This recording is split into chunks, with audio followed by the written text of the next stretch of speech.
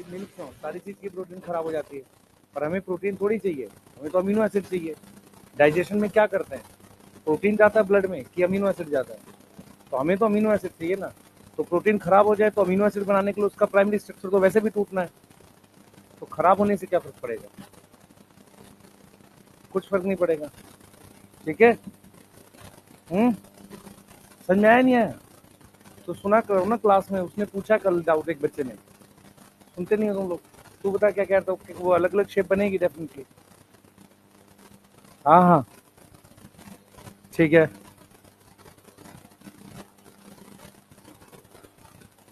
Active site तो का एक शेप बन गया है, मतलब कोई एक जो क्रेवाइस है ना पॉकेट, वो एक्टिव साइट है, उसकी अपनी एक शेप है। हाँ तो क्योंकि प्राइमरी स्ट्रक्चर अलग है ना, प्राइमरी स्ट्रक्चर अलग तो फोल्डिंग अलग होगी, अगर फोल्डिंग अलग होगी तो क्या होगा, पॉकेट अलग बनेंगी। ठीक है, प्राइमरी स्ट्रक्चर सेम है सारी प्रोटीन का, नहीं अमीनो एसिड अलग अलग होते हैं। लास्ट हमने क्या पढ़ा था, खत्म हो गया, ठीक है शाबाश। तुम्हें पता ही नहीं चलता खत्म हो गया टॉपिक, नहीं खत्म।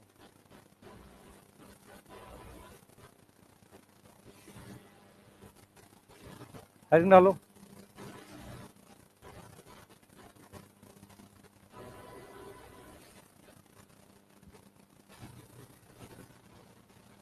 जल्दी। Mechanism of action of enzyme, जल्दी करेंगे।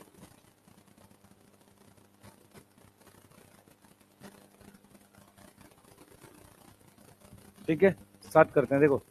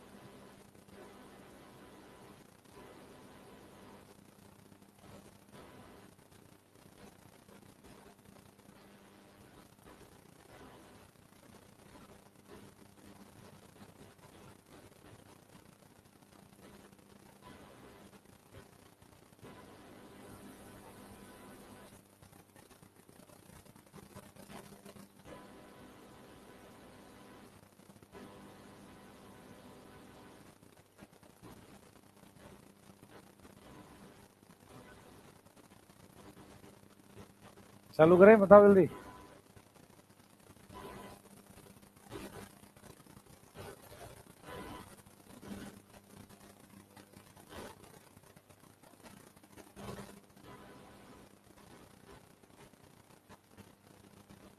कल जो हमने लास्ट पढ़ा था, हमने सिलेक्टिविटी स्पेसिफिसिटी पढ़ा था।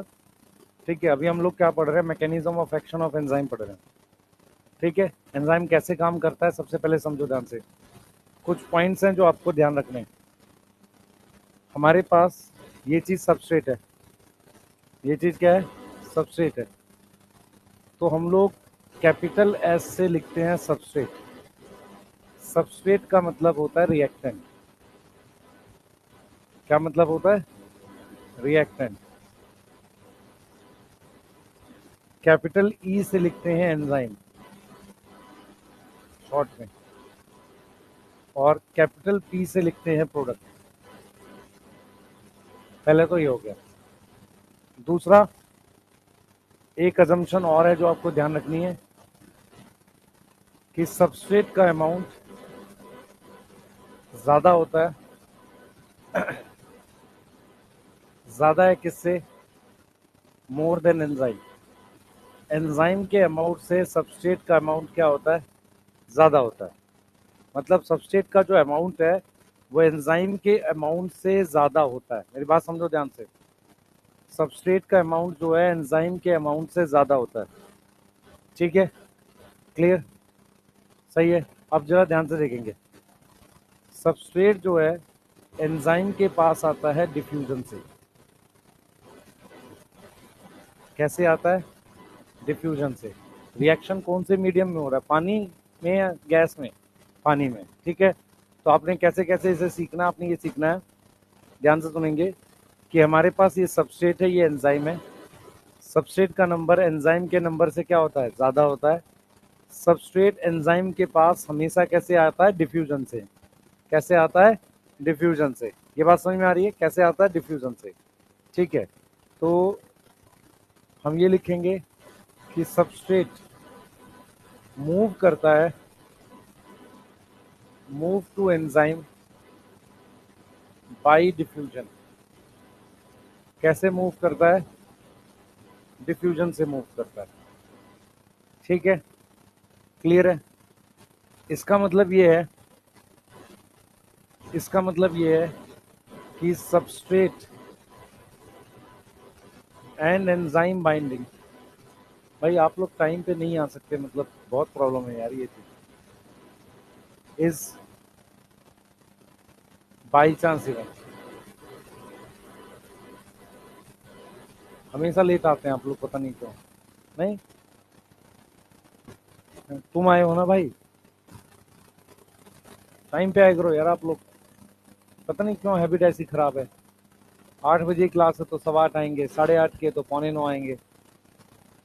है, नाश्ते का क्या करना है? मान ले 2 दिन नाश्ता नहीं खाए तो पेपर नहीं देगा नीट का। 8:30 का रीजन है ना, टाइमली सरकार थोड़ा सा प्रॉब्लम है, नहीं आ सकते 8 बजे।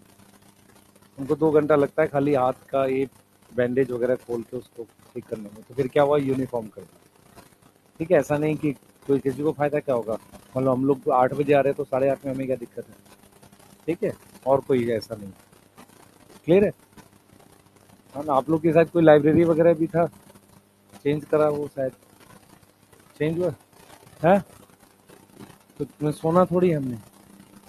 और लाइब्रेरी यार, एक चीज बताओ जरा, लाइब्रेरी होती कहाँ पर है? हम जनकपुरी में थे, वहाँ पे 10 बच्चों की लाइब्रेरी थी, क्यों? यहाँ पे आप लोग को तो फिर भी बहुत कुछ मिल गया है। मैं रियलिटी बता रहा हूँ तुझे, 3,500 बच्चे थे। टोटल लाइब्रेरी बताता हूँ कितनी थी, सिटिंग मिला के एट मैक्स एक टाइम पे 80 बच्चा बैठता था। सिर्फ 80 बच्चे की लाइब्रेरी थी, जो आ जाए वो बैठ जाता था। फिर कैंटीन की जगह में मैंने बनवाई थी, जहाँ कैंटीन थी उसके बगल, कैंटीन बहुत बड़ी बना रखी थी उन्होंने, क्लासरूम जितनी। तो मैंने कैंटीन को, कोई बच्चा तो खड़े होकर खाएगा, उसको कौन सा आराम से बैठ के वहाँ पे पार्टी करना है, तो उतना ही जगह छोड़ा, उसमें बाकी क्लासरूम बनवा दिया। तो 100 बच्चों की और ऐड हुई होगी। तो जितना है उसको करो, यूज तो करो। अब वहां जाके आराम से बैठ के गाने सुनोगे थोड़ी होगा।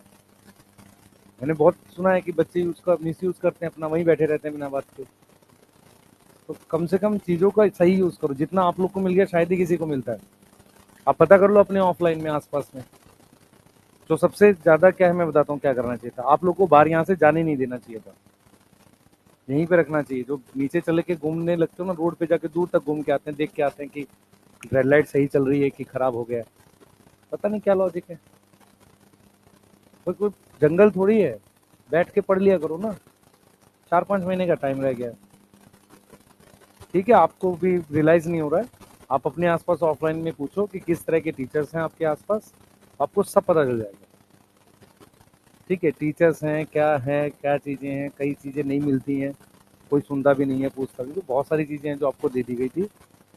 अब आपको यहाँ से उसको यूज़ करना है सही डायरेक्शन में, ठीक है। अब हमेशा ही नेगेटिव सोचोगे तो उससे कुछ नहीं होगा। कि हमें ये, तुम्हें मान लो नहीं खाया आज खाना थोड़ी देर तक, क्या हो गया? और फिर आपको पता है 8:30 की क्लास है, तो उसको फ़ोन कर दो, भाई 8 बजे दे दे खाना। हमारी बात तो सुनेगा नहीं, तो इसका मतलब वो बात तो तुम्हें ऑलरेडी पता ही है ना कि लेट मिलेगा खाना। कोई ऐसी अनफोर्सीन सिचुएशन तो है नहीं कि जो तुम्हें पता ही नहीं है। प्लान कर लो उसके लिए कुछ। मैं यही तो समझा रहा हूँ, आपको पता है कि ये होना है, तो भी डेलिबरेट है कुछ लोग। मान लो दिन के मुझे 6 लेक्चर लेने हैं, जैसे मान लो मेरी क्लास यहाँ से खत्म होती है 1:30 बजे, 12:30, और मेरी 1:30 बजे मंथन लगी हुई है।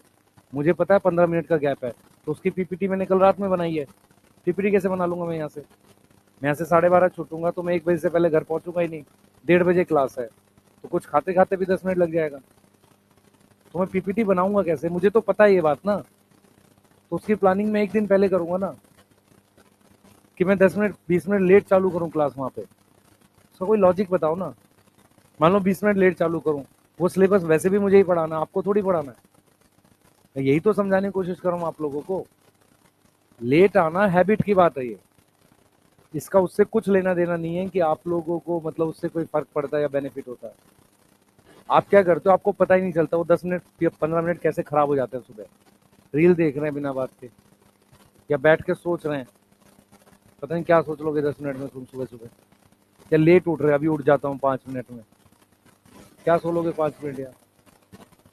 ये हैबिट की बात मैं बार बार बोल रहा हूँ, और यही चीजें कंट्रोल करनी होती है लाइफ में। ऐसा कुछ नहीं है कि जो सक्सेसफुल है तो उसने बड़ा प्लान करता होगा जीवन में कि नहीं देखो हम सक्सेसफुल। कुछ हैबिट्स होती हैं और कुछ नहीं होता इसके अलावा। जिसको अपनी बॉडी पे कंट्रोल नहीं है, नींद पर, बाकी हैबिट्स पर, वो कभी सक्सेसफुल नहीं है। तुम पूछो जो जो डॉक्टर्स पैसे कमाते हो, इस बात के थोड़ी पैसे कमा रहा है कि वो अच्छा डॉक्टर है। पूछो जो भी डॉक्टर अच्छा है वो अपने क्लिनिक पे, अपने सेटअप पे वो मिलता है टाइम पे। बहुत बड़ा डॉक्टर है, टाइम पे नहीं मिलता, जाता ही नहीं पेशेंट उसके पास। पता कर लो, नहीं तो आपको पता होगा। और अच्छे अच्छे डॉक्टर की प्रैक्टिस सिर्फ इस वजह से खराब हो जाती है, टाइम पे नहीं आता वो। एक डॉक्टर बहुत अच्छा है, तुम बीमार हो, तुम्हें मिला नहीं, क्या करोगे उसका? अपनी हैबिट्स बदलो, 4-5 महीने हो जाओगे सिलेक्ट। नेगेटिव बैठे रहोगे, कुछ नहीं होने का। अभी भी बहुत टाइम है, सही है। हाँ ना, थोड़ी सी हैबिट्स बदलो अपनी। परेशान रहते हैं बिना बात के, क्या चल रहा है क्या नहीं। अब ये टॉपिक इतना इंपॉर्टेंट है, तुम में से एक भी नहीं आएगा तो इसका काफी कुछ है जो मिसिंग हो, मतलब गड़बड़ करेगा। अब सुनो ध्यान से सारी चीजें जो मैं बोल रहा हूँ। हमारे पास सबस्ट्रेट को ऐसे लिखते हैं, पहले बोर्ड पे देखो फिर मत लिखना, अभी कोई कुछ नहीं लिखेगा। सबस्ट्रेट को ऐसे लिखते हैं, एंजाइम को ई से, पी क्या है, प्रोडक्ट, ठीक है, क्लियर है। अब देखो, सबस्ट्रेट का नंबर एंजाइम के नंबर से हमेशा ज्यादा होता है, ठीक है। सबस्ट्रेट एंजाइम की तरफ आता है डिफ्यूजन से, कैसे आता है, डिफ्यूजन से, ठीक है, क्लियर है। अब आप समझना ध्यान से, शुरुआत में जब एंजाइम से सबस्ट्रेट बाइंड होता है ऐसे, तो इसे कहते हैं लूज बाइंडिंग। इसे क्या बोलते हैं, लूज बाइंडिंग। लूज बाइंडिंग मतलब ये यहां पर लग गया ऐसी। उसके बाद जब ये यहां पर लग चुका होता है तो एक्टिव साइट में थोड़े से बदलाव होते हैं, बहुत हल्के से। एक्टिव साइट में यहां पर बदलाव होते हैं और उसकी वजह से वो सबसेट को टाइट बाइंड करते हैं, मतलब वो अच्छे से होल्ड कर लेते हैं। तो इसको हम क्या बोलते हैं, टाइट बाइंडिंग। इसको हमने क्या बोल दिया, टाइट बाइंडिंग बोल दिया। क्या मेरी बात समझ में आ रही है? इसको हमने क्या बोल दिया, टाइट बाइंडिंग बोल दिया। तो हमने यहाँ पर क्या किया है, यहाँ पर हमने लिखा है कि सबस्ट्रेट मूव किया एंजाइम से बाय डिफ्यूजन, और ये बाइंडिंग जो है ये बाई चांस इवेंट है। मतलब क्या हुआ कि सबस्ट्रेट जो है यहाँ भी लग सकता है, यहाँ भी लग सकता है, यहाँ भी लग सकता है, यहाँ भी लग सकता है, कहीं भी लग सकता है। एक्टिव साइट का मिलना बाई चांस इवेंट होता है। इसीलिए हम इस चीज को ऐसे लिखते हैं कि एंजाइम को जब मैं सबस्ट्रेट से जोड़ता हूँ तो एक कॉम्प्लेक्स बनता है, उसे कहता हूँ एंजाइम सबस्ट्रेट कॉम्प्लेक्स। क्योंकि एंजाइम से सबसे लग के हट भी सकता है, क्योंकि वो अगर किसी ऐसी जगह लगा, अगर वो किसी ऐसी जगह लगा, ध्यान सुनेंगे, अगर वो किसी ऐसी जगह लगा यहाँ पर, तो यहाँ पर कोई एक्टिव साइट तो है नहीं, यहाँ पर नहीं है, तो उसको छोड़ देगा। तो इसीलिए हम लिखते हैं कि एंजाइम सबस्ट्रेट कॉम्प्लेक्स जो होता है ये रिवर्सिबल होता है। रिवर्सिबल का मतलब होता है वो उसके साथ लगकर वापसी छोड़ भी सकता है। अब जब ये इसकी बाइंडिंग हो गई तो इनिशियल क्या होता है कि जब सबस्ट्रेट एक्टिव साइट पे आ जाता है, जब सबस्ट्रेट कहाँ आ गया हमारे पास, एक्टिव साइट पे, तो जब सबस्ट्रेट हमारे पास बाइंड कर गया एक्टिव साइट पर, तो कैसी बाइंडिंग होगी, लूज बाइंडिंग। एक्टिव साइट पर कैसी बाइंडिंग हुई, पहले हुई लूज बाइंडिंग। अब लूज बाइंडिंग होने के बाद क्या होगा, थोड़ी सी शेप चेंज होगी, स्लाइट चेंज इन शेप। किसमें, change in shape, active site में, शेप इन एक्टिव साइट। उससे मेरे पास क्या हो जाएगी, टाइट बाइंडिंग। क्या हो जाएगी, टाइट बाइंडिंग हो जाएगी। यहां तक समझ में आ रहा है? अब क्या होगा बेटा, अब क्या होगा, active site, active site help करेगी किसमें, help in chemical and physical change. किसमें हेल्प करेगी, केमिकल और फिजिकल चेंज में हेल्प करेगी। क्या मेरी बात समझ में आ रही है? केमिकल और फिजिकल चेंज में क्या करेगी, वो हेल्प करेगी। समझो इस बात को। तो एक्टिव साइट हेल्प करेगी किसमें, केमिकल और फिजिकल चेंज में, केमिकल और फिजिकल चेंज में क्या करेगी, वो हेल्प करेगी। केमिकल चेंज कैसे कराना है, फिजिकल चेंज कैसे कराना है, इसमें कौन हेल्प करेगी हमारे पास, एक्टिव साइट हेल्प करेगी। क्या मेरी बात समझ में आ रही है, बोलो। तो केमिकल और फिजिकल चेंज कराएगी, तो हमारे पास क्या होगा बेटा, हमारे पास फिर बन जाएगा एंजाइम प्रोडक्ट कॉम्प्लेक्स। मतलब जो सबस्ट्रेट है वो हल्का बदल रहा है, जो सबस्ट्रेट था ये हल्का चेंज होने लग गया है, हल्का सा ये ऐसे चेंज होने लग गया है। और हमारे पास क्या होगा बच्चे, फिर बनेगा enzyme product complex, enzyme dot product complex बनने लगेगा, मतलब चेंज होने लगेगा। और फाइनली क्या बन जाएगा, प्रोडक्ट। फाइनली क्या होगा, प्रोडक्ट बन जाएगा। अब जो प्रोडक्ट बनेगा वो मैच नहीं करेगा, प्रोडक्ट बन गया और वो क्या करेगा, लीव कर देगा किसको, एक्टिव साइट को। लीव करेगा किसको, एक्टिव साइट को। अब इस चीज को हम ऐसे दिखाते हैं, ध्यान से देखेंगे सारे। इस चीज को हम किस तरीके से दिखाते हैं, ध्यान देंगे। इस चीज को हम ऐसे दिखाते हैं कि हमारे पास ये एंजाइम है, ये एंजाइम है, ये सबस्ट्रेट है, ठीक है।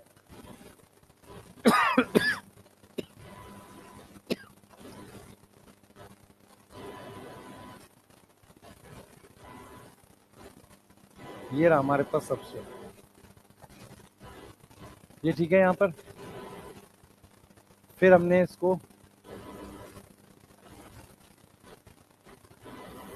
इसको बनाया ऐसे, यहाँ पे। अब हम यहाँ पे क्या दिखा रहे हैं, टाइट बाइंडिंग, ठीक है। तो यहाँ पर मेरे पास क्या है, ये एंजाइम है और ये क्या है, सबस्ट्रेट। ये कैसे आ रहा है, डिफ्यूजन समझ में आता है, हाँ, डिफ्यूजन रैंडम होता है। फिर ये क्या हो गया, लूज बाइंडिंग हुई है। क्या हुई है, लूज बाइंडिंग। फिर मेरे पास किस में चेंज हुआ है, एक्टिव साइट में। कैसी बाइंडिंग हुई है, टाइट बाइंडिंग हुई है। कैसी हुई है, टाइट बाइंडिंग हुई है। यहाँ तक समझ में आ रहा है, क्लियर है। उसके बाद लूज बाइंडिंग, टाइट बाइंडिंग के बाद हमारे पास चेंजेस हो रहे हैं किसमें, सबस्ट्रेट में। किस कैसे चेंजेस हो रहे हैं, फिजिकल और केमिकल। तो मेरे पास ये सबस्ट्रेट है, यहाँ पर चेंजेस हो रहे हैं, यहाँ पर कुछ ग्रुप ग्रुप चेंजेस हो रहे हैं, ऐसे चेंजेस हो रहे हैं। तो ये मेरे पास एंजाइम था और ये सबस्ट्रेट है, ये इसमें चेंजेस हो रहे हैं, ठीक है। फाइनली मेरे पास जो बनेगा वो आपको ऐसा कुछ बनता हुआ दिखेगा कि हमारे पास ये बन रहा है।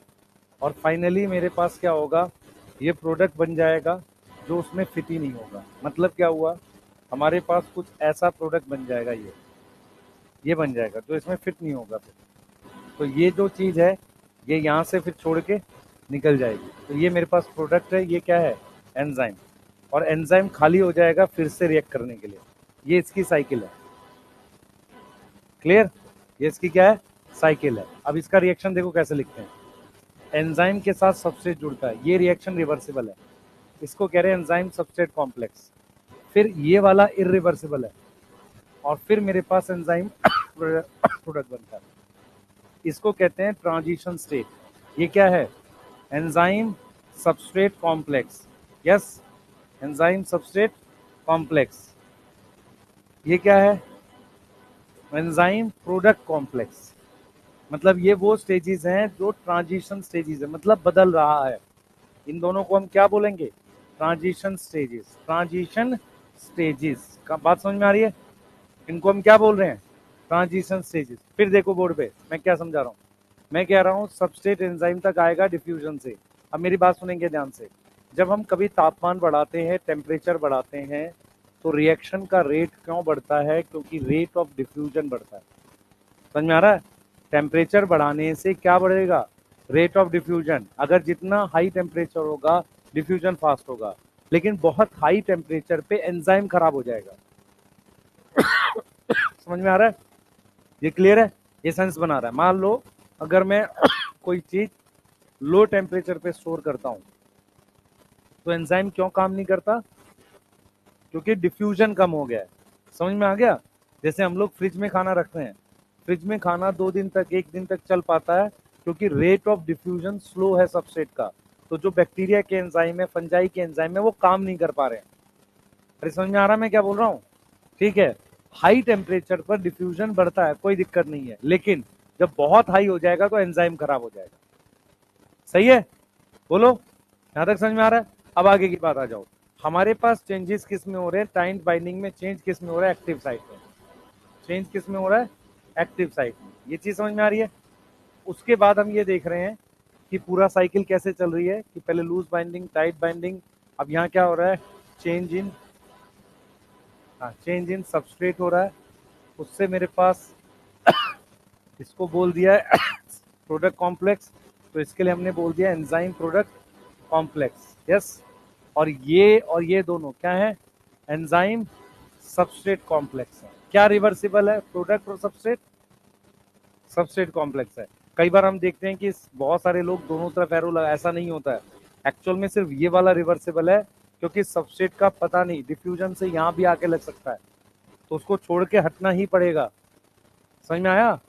इसलिए ये वाला रिवर्सिबल है, ये वाला रिवर्सिबल नहीं है, क्योंकि टाइट बाइंडिंग हो चुकी है और रिएक्शन स्टार्ट हो चुका है, अब रिवर्सिबल नहीं जाएगा। क्लियर है? सही है, ये वाला प्रोडक्ट बन गया। अब जाओ इसको लिखो, चलो जल्दी करो बेटा, जल्दी जल्दी।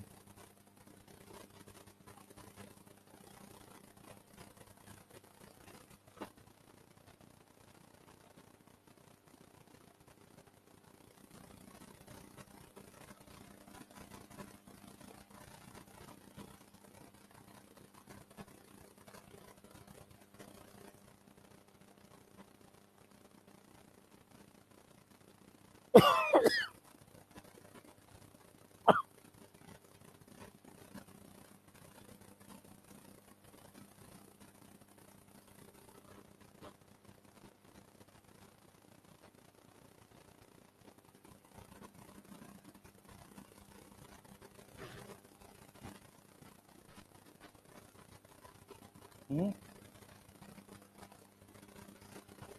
हम्म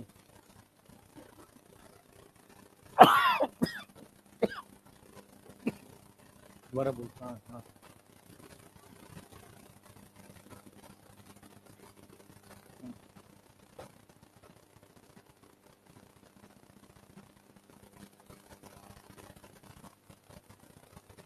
एक्चुअल में क्या है, या तो एक्टिव साइट पे लगे या कहीं लगे, तो एंजाइम सबस्ट्रेट कॉम्प्लेक्स ही है।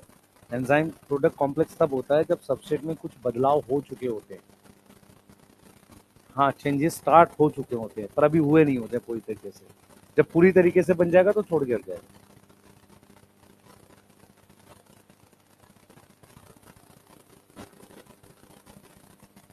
मैं ये कह रहा हूँ, सबसेट की आंखें हैं, सबसेट की आंखें नहीं, ना एंजाइम की आंखें। तो सबसेट मेन एक्टिव साइट पे पहुंचने से पहले बहुत सारे फॉल्स ट्राई भी तो करेगा, कहीं भी लग सकता है, बाइंडिंग नहीं होगी तो वो छोड़ के हट जाएगा। और जब अगर एक्टिव साइट पे लगा तो लगते ही टाइट बाइंडिंग हो जाएगी। हाँ, और उसके बाद वो फिर क्या करेगा, वहां पर चेंजेस चालू करेगा। और पूछो कोई।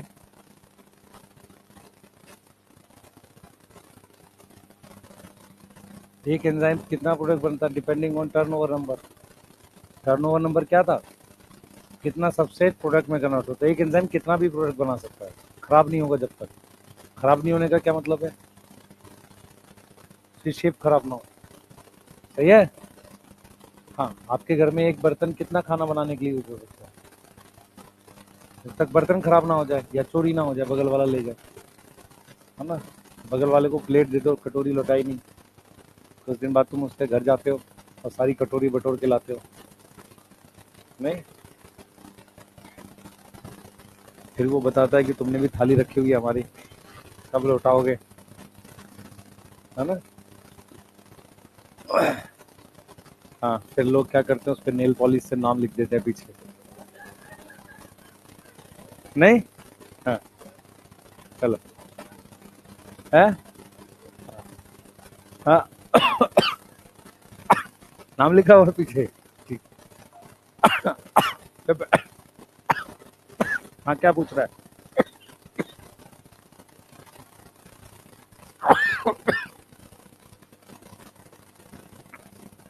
ये गांव में करते हैं ना, बड़े बड़े बर्तनों पे नाम लिख देते हैं।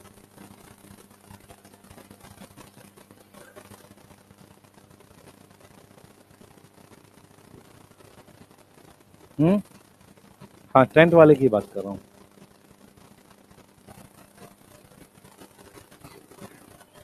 हमारे पास हैं, हमारे पास जो गांव में यूज होते हैं वो सारे हमारे घर पे ही रखे रहते हैं। तो क्या हुआ था उस वक्त, दो डेथ थी जो थी, तो हमने बोला था कि आप ले जाओ जिनको देना था, हम अपना बाहर से और मंगा लें। तो मैं वही देख रहा था, ये सब पे लिखा हुआ हमारे मतलब घर पे जगह ज्यादा है रखने की, तो गाँव के सारे वहीं रखे रहते हैं। ठीक है, तो बहुत सारे थे वो, तो वो मुझे पता है, तो मैं वही देख रहा था।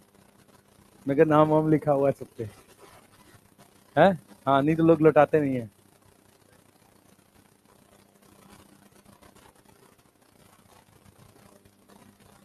लिख लो, कर लो, कर लो।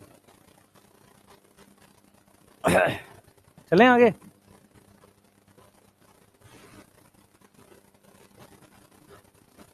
ये आ गया समझ? ये लिख लिया सबने जो लेट आए हैं? चलिए आगे ये वाला लिखिए जल्दी।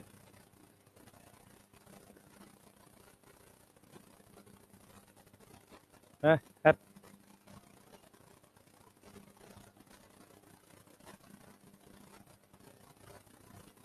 उससे क्या हो जाएगा? वाह।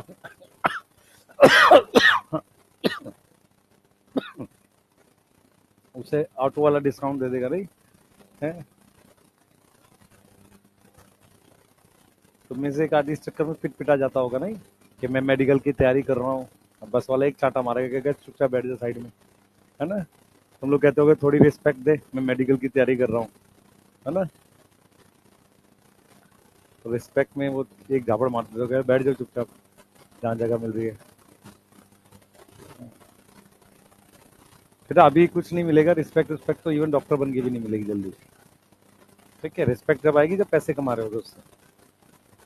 हाँ, या आपको जैसे ही डॉक्टर वॉक्टर बनने लगोगे तो रिलेटिव में थोड़ी आ जाएगी, उनको दवाइयाँ पूछनी होती है ना? हाँ, हाँ, फ्री में, फ्री इलाज नहीं, सिर्फ दवाइयाँ पूछनी होती है।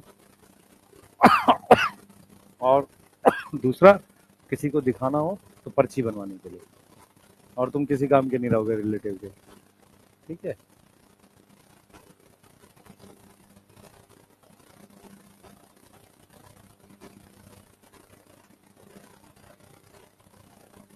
Yes, yes.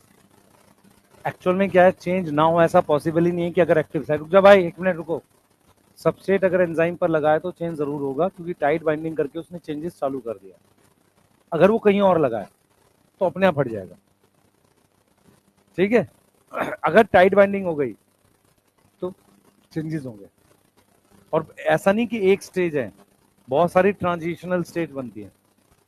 ठीक है, आ जाओ, नेक्स्ट लिखो। एक्टिवेशन एनर्जी बता रहा हूं।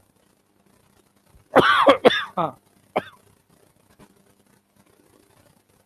एक्चुअल में एक्टिव साइट अपनी हल्की शेप चेंज करता है ताकि वो सबसेट को पकड़ सके। तो एंजाइम एंजाइम की हल्की एक्टिव साइट चेंज होती है, पूरी नहीं, पूरी ऐसा नहीं कि शेप बिल्कुल बदल गई, ऐसा नहीं है। हल्की चेंज करता है ताकि वो क्या कर सके उसको। असल में क्या होता है, जो उसके केमिकल ग्रुप है ना वो पास आ जाते हैं सबसेट के, ताकि रिएक्शन स्टार्ट कर सके। ठीक है, और बोलो। एंजाइम का प्रोडक्ट कॉम्प्लेक्स तब बोलेंगे बेटा जब कुछ चेंजेस चालू हो जाएंगे या हो चुके होंगे। यस। देखो, तुम लोग कुछ ऐसा पढ़ते हो, मेरी बात सुनो। तुम लोग कुछ ऐसा पढ़ते हो कि जब H2 प्लस Cl2 को रिएक्ट कराते हैं तो मेरे पास बॉन्ड होता है HH, और फिर ClCl, ऐसा कुछ होता है। फिर HH ऐसे, Cl ऐसे, ये बॉन्ड बन रहा है अभी। फिर क्या होगा, ये वाला बॉन्ड स्ट्रांग हो जाएगा। यस। और ये वाला क्या हो जाएगा, वीक हो जाएगा। और फिर फाइनली क्या हो जाएगा, ये वाला बॉन्ड बच जाएगा। ऐसा कुछ होता है, पहले बताओ। तो ये वाली जो स्टेज है, इधर देखो सारे, अरे इधर देख लिया करो। ये वाली जो स्टेज है ये मोर एंजाइम सबस्ट्रेट की तरफ है, क्योंकि पुराने बॉन्ड स्ट्रांग है अभी। समझ में आ रहा है? अब नया बॉन्ड ये है जो मैं इस कलर से दिखा रहा हूँ, पिंक कलर से दिखा रहा हूँ, ये नया बॉन्ड है, ये वाला है। तो नया बॉन्ड जब बन, देखो ये तो प्रोडक्ट बन गया, ये सबस्ट्रेट है मान लो, तो इसमें ये वाला बॉन्ड अभी वीक है, ये स्ट्रांग है। तो ये मोर एंजाइम सबस्ट्रेट कॉम्प्लेक्स है। जब यहाँ पर पुराना बॉन्ड वीक हो गया, नए वाला क्या हो गया, स्ट्रॉन्ग हो गया, तो मोर एंजाइम प्रोडक्ट की तरफ है ज्यादा, और फाइनली जो होगा ये फाइनल प्रोडक्ट होगा। तो जब पुराने बॉन्ड टूट रहे हैं, तो अभी पुराने बॉन्ड सारे नहीं टूटे, बहुत कम टूटे हैं, तो वो एंजाइम सबस्ट्रेट ही है, ठीक है। जब पुराने बॉन्ड क्या है, ज्यादा टूट गए, नए बॉन्ड ज्यादा बन के भी पूरा नहीं बना, तो वो क्या है, एंजाइम प्रोडक्ट कॉम्प्लेक्स की तरफ है। और फाइनली जब रिएक्शन पूरा हो जाएगा तो इस तरीके से चलता है। तो बीच में ऐसी कई स्टेजेस बन सकती हैं, ऐसी वाली, ये तो दो ही है ना, और भी बना लो, वीक बॉन्ड, स्ट्रॉन्ग है थोड़ा सा, समझ में आ रहा है। तो इन सबको कौन सी स्टेजेस बोलते हैं, ट्रांजिशन स्टेजेस। क्लियर है, इसमें इसमें धीरे धीरे चेंजेस इस तरीके से जा रहे हैं। और कोई कुछ पूछना चाह रहा है, बोलो। हाँ बेटा, शेप चेंज नहीं करेगा तो एंजाइम को छोड़ के नहीं हटेगा। एक्चुअल में क्या है कि एक्टिव साइट में सबस्ट्रेट क्यों फिट हुआ था, शेप की वजह से। तो अगर शेप चेंज नहीं होगी तो प्रोडक्ट हटेगा नहीं, तो दूसरा सबस्ट्रेट बाइंड नहीं करेगा। नहीं नहीं, जब रिएक्शन होता है ना, तो रिएक्शन में याद करो मैंने क्या पढ़ाया था, केमिकल और फिजिकल चेंजेस दोनों होते हैं। हाँ ये वही चेंजेस है, ठीक है, यहां तक समझ में आ गया। हेडिंग डालो एक्टिवेशन एनर्जी, लिख लिया सबने है। बिना शेप बदले छूटेगा नहीं ना वहां से, हटेगा नहीं, वहां पर लगा रह जाएगा। अगर वो लगा रह जाएगा तो दूसरा कैसे आएगा, ये ठीक है। हेडिंग डालो एक्टिवेशन एनर्जी, जल्दी करो बेटा, हेडिंग डालो एक्टिवेशन एनर्जी। हम लोग पढ़ रहे हैं एक्टिवेशन एनर्जी, ये क्या होता है। हाँ भाई, एक्टिवेशन एनर्जी क्या होता है, कौन बताएगा। हाँ, एक्टिवेशन एनर्जी क्या होता है, बताओ जल्दी से। हाँ ठीक है, शाबाश, तुम्हें कुछ नहीं आता। आ जाओ इधर देखो, बोर्ड पे ध्यान दो। तो वो तो तुम एनसीईआरटी देख के बता रहे हो, कुछ नहीं बताओ। नोट्स खोल के बैठे हैं, शाबाश। हाँ, अब इधर ध्यान दो। अब मेरी बात सुनो ध्यान से। रिएक्शन दो तरह के होते हैं, एक्सोथर्मिक, एंडोथर्मिक। सबसे पहले अपने दिमाग में कुछ बेसिक से पॉइंट बिठाओ। मैंने सबसे पहला पॉइंट बोला था कि आपको ये याद रखना है कि सबस्ट्रेट का अमाउंट एंजाइम के अमाउंट से ज्यादा होता है। सबस्ट्रेट हमेशा कैसे मूव करता है, डिफ्यूजन से। ये बात याद हो गई, ठीक है। एक चीज और याद करनी है आपको कि हमारे पास जो ट्रांजिशन स्टेजेस होती हैं, ट्रांजिशन स्टेजेस जो होती हैं वो अनस्टेबल होती है। वो कैसी होती है, अनस्टेबल। अनस्टेबल के लिए हम एक वर्ड लिखते हैं, हम लिखते हैं वो ट्रांजिएंट है। ट्रांजिएंट मतलब टेम्पररी है, और उसके साथ साथ क्या है, वो अनस्टेबल है। ट्रांजिएंट के साथ साथ क्या है, वो अनस्टेबल है। व्हाट इज ट्रांजिएंट, ट्रांजिएंट का मतलब होता है कुछ समय के लिए। तो वो ट्रांजिएंट है और क्या है, अनस्टेबल है। ट्रांजिएंट है और क्या है, वो अनस्टेबल है, ठीक है। हम बात कर रहे हैं किसकी, ट्रांजिशन स्टेट की। अब मेरी बात ध्यान सुनना, ये जो ग्राफ है ये एक्सोथर्मिक का ग्राफ है। अगर मेरे पास, अब यहां पर हम लिखते हैं रिएक्शन प्रोग्रेस, इस एक्सिस पर, ये एक्स एक्सिस है, तो इस पे हमने लिखा है रिएक्शन प्रोग्रेस। तो रिएक्शन प्रोग्रेस का मतलब होता है रिएक्शन किस दिशा में जाएगा। तो रिएक्शन हमेशा सबस्ट्रेट से प्रोडक्ट की तरफ जाता है, ठीक है। यहां पर हमने क्या लिखा है, पोटेंशियल एनर्जी। क्या लिखा है, पोटेंशियल एनर्जी। क्लियर है, पोटेंशियल एनर्जी लिख दिया है। मेरी बात समझ में आ रही है, ठीक है। पोटेंशियल एनर्जी लिख दिया। अब इधर ध्यान से देखेंगे, एक्सोथर्मिक क्या है बेटा, एक्सोथर्मिक होता है जहां पर सबस्ट्रेट की एनर्जी प्रोडक्ट से ज्यादा होती है। यस, सबस्ट्रेट की एनर्जी ज्यादा होगी किससे, प्रोडक्ट से। हम बात कर रहे हैं किसकी, एनर्जी की। यहां तक समझ में आ रहा है, क्लियर है, ठीक है। अब हमेशा याद रखो कि जो ट्रांजिएंट स्टेज होती है, ट्रांजिएंट जो ट्रांजिशन स्टेजेस होती हैं, उनकी एनर्जी हाईएस्ट होती है। उनकी एनर्जी क्या होती है, हाईएस्ट होती है। यहाँ एनर्जी हाईएस्ट होने का मतलब है कि जब एनर्जी हाईएस्ट है, इसका मतलब ये है कि अनस्टेबल है। याद रखना इस बात को, यहाँ एनर्जी का मतलब है स्टेबिलिटी। एनर्जी का मतलब क्या है, स्टेबिलिटी। याद रखो इस बात को। तो एनर्जी का मतलब है स्टेबिलिटी। तो अगर मैं आपसे कह रहा हूं कि एक्सोथर्मिक में प्रोडक्ट ज्यादा स्टेबल है क्योंकि उसकी एनर्जी क्या है, कम है, सही है। तो यहाँ पर एनर्जी का क्या मतलब है, स्टेबिलिटी। तो जो ट्रांजिशन स्टेज होती है लो एनर्जी का मतलब ज्यादा स्टेबिलिटी है ना, एनर्जी बराबर में स्टेबिलिटी नहीं कर सकते, इनवर्सली हो जाएगा ना। किसी को समझना है मैंने क्या बोला अभी? हाँ, हम यहाँ पर क्या लिखेंगे, लो एनर्जी बराबर में स्टेबिलिटी। ये बात समझ में आ रही है? तो ट्रांजिशन स्टेजेस की सबसे ज्यादा क्या है, एनर्जी है, सबसे ज्यादा क्या है, एनर्जी है। ये बात समझ में आ रही है? ट्रांजिशन स्टेजेस की सबसे ज्यादा एनर्जी है, इसका मतलब सबसे ज्यादा अनस्टेबल है। तो इस ग्राफ में यहां पर एंजाइम प्लस सबस्ट्रेट और एंजाइम डॉट प्रोडक्ट प्रेजेंट होगा। ये समझ में आया सबको? ये इस पॉइंट पर है, हाईएस्ट एनर्जी पे। क्लियर है? अब देखो एक्टिवेशन एनर्जी किसे कहते हैं, एनर्जी है, एक्टिवेशन एनर्जी इसे कहते हैं जो एक एनर्जी डिफरेंस है किसके किसके बीच का, सबस्ट्रेट और ट्रांजिशन स्टेज का। तो एक्टिवेशन एनर्जी क्या होती है, देखो ध्यान से, एक्टिवेशन एनर्जी होती है, ध्यान सुनेंगे, एक्टिवेशन एनर्जी है, एनसीईआरटी लिखती है average energy difference, average energy difference किसके बीच में, difference between substrate and transition stage, and transition stage. क्या मेरी बात समझ में आ रही है? तो एवरेज एनर्जी डिफरेंस किसके किसके बीच में, सबस्ट्रेट और ट्रांजिशन स्टेज के बीच में जो एवरेज एनर्जी डिफरेंस है उसको हम क्या बोल रहे हैं बेटा, उसको हम क्या बोल रहे हैं, एक्टिवेशन एनर्जी बोल रहे हैं। उसको हम क्या बोल रहे हैं, एक्टिवेशन एनर्जी बोल रहे हैं। क्या मेरी बात समझ में आ गई? तो एक्टिवेशन एनर्जी है average energy difference between substrate और ट्रांजिशन स्टेजेस, सबस्ट्रेट और ट्रांजिशन स्टेजेस। क्या मेरी बात समझ में आ रही है? सबस्ट्रेट और ट्रांजिशन स्टेजेस के बीच के एवरेज एनर्जी डिफरेंस को हमने क्या बोल दिया, क्या बोल दिया, एक्टिवेशन एनर्जी बोल दिया। यहां तक समझ में आ रहा है? अब देखो क्या करेगा ध्यान सुनेंगे, एंजाइम ये काम करेगा, इसने क्या सबस्ट्रेट की एनर्जी कम करी या बढ़ाई? नहीं। इसने प्रोडक्ट पे कोई फर्क डाला? नहीं। इसने सिर्फ किसको डिक्रीज किया है, एक्टिवेशन एनर्जी को। तो एंजाइम ने क्या डिक्रीज कर दिया, एंजाइम ने डिक्रीज कर दिया क्या, डिक्रीज कर दिया क्या, एक्टिवेशन एनर्जी। क्या डिक्रीज कर दी, एक्टिवेशन एनर्जी डिक्रीज कर दी। मेरी बात समझ में आ रही है? बोलो। ठीक है, अब जरा ध्यान से देखना, अगर मैं ये ग्राफ एक और बनाता हूं, ये मैं ग्राफ एक और बनाता हूं, ध्यान से सुनेंगे, मैंने एक ग्राफ एक और बना दिया। शांत आवाज क्यों निकाल रहा बेटा है? कौन है प्रशांत? ये यही है, हैं? बस चुप हो जाओ सर, इधर देखो, अरे इधर देखो, काम की चीज सुनो,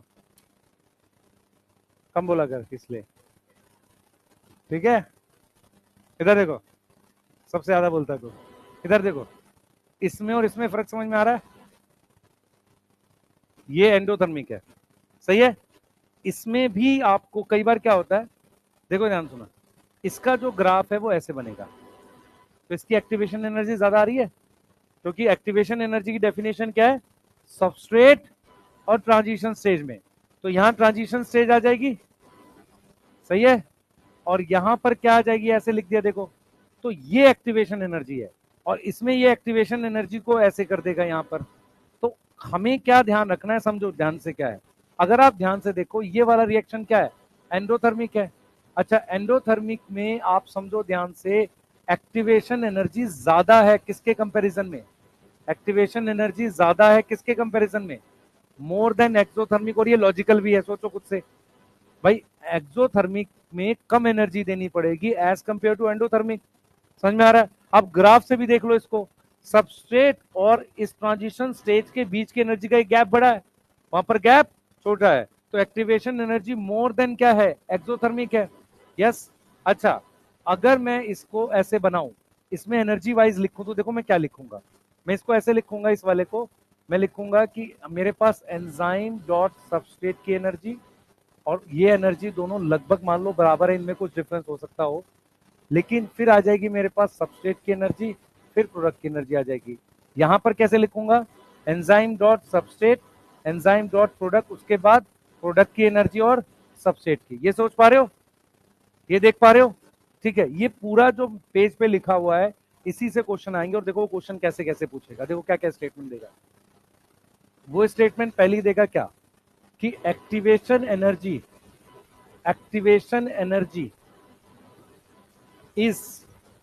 is same for exothermic and endothermic. सही है गलत है? समझ में आ रहा है ये वाली बात? समझ, ऐसे क्वेश्चन देगा वो आपको। दूसरा दूसरा in exothermic energy of substrate is greater than transition stage. ये भी गलत है। हमारे दिमाग में चलेगा कि ये है, क्या नाम है, एक्सोथर्मिक है, तो हो सकता है ज्यादा होती है। मेरी बात समझ में आ रही है नहीं आ रही? इस तरीके के क्वेश्चन के थ्रू स्टेटमेंट आएंगी। ठीक है, कोई इक्वेशन नहीं, कुछ नहीं, सिर्फ स्टेटमेंट्स आएंगी। ग्राफ से समझ लो। क्लियर है? बोलो। और डायरेक्ट ऐसे आएगा, ध्यान से सुनना। ट्रांजिशन स्टेजेस जो होती हैं, ये डायरेक्ट लिखा आएगा।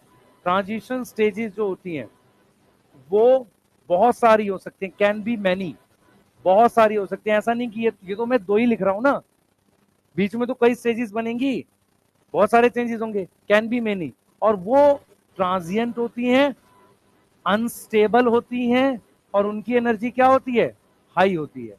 उनकी एनर्जी क्या होती है, हाईएस्ट होती है। ये बात समझ में आ रही है? ये वो पॉइंट्स हैं। आप सिर्फ क्या करो, एक पैराग्राफ रीड कर लो जो मैं बोल रहा हूँ एनसीईआरटी से, उसके बाद कुछ नहीं करना। एक बार पैराग्राफ रीड कर लो, फिर लिख लेना। जल्दी करो, एनसीईआरटी खोलो भाई। कौन सा पैराग्राफ पढ़ना है? ये एनसीईआरटी, जल्दी खोल उसको आराम से। तुझे बेटा मिलता ही नहीं कुछ है ना, ये पढ़ना है, ये वाला।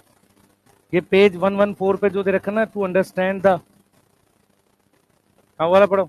पेज 114 पे टू अंडरस्टैंड, हाँ ये वाला। पुरानी एनसीईआरटी में 155 है और नई एनसीईआरटी में 114 है। टू अंडरस्टैंड द, वहां ग्राफ वाला सारा दे रखा है,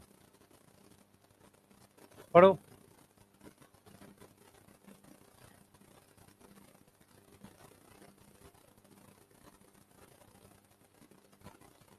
जिनके पास नहीं है पहले लिख लो, फिर मांग के पढ़ लेना।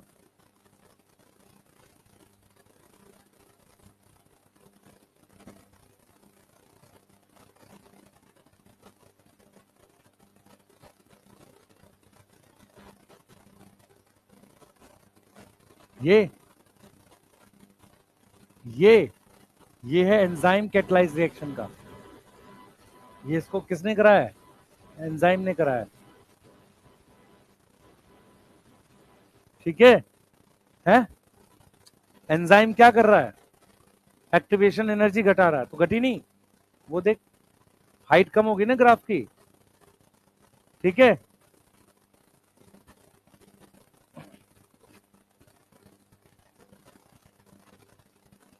हाइट कम होगी, उसने क्या किया, कुछ ट्रांजिशन स्टेजेस को स्टेबल कर दिया। अनस्टेबल था तो बहुत हाई एनर्जी थी, हल्का सा स्टेबिलिटी की तरफ लाया कुछ ट्रांजिशन स्टेजेस।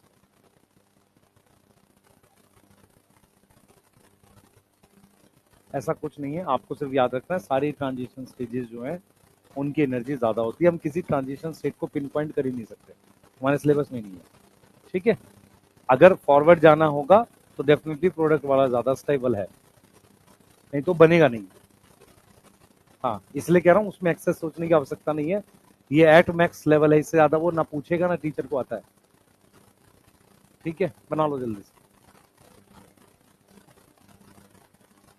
छोटी छोटी बातें लिखी हैं, एक बार रीड कर लो, कुछ पूछना है पूछ लो, वो यही सब लिखना चाह रहा है।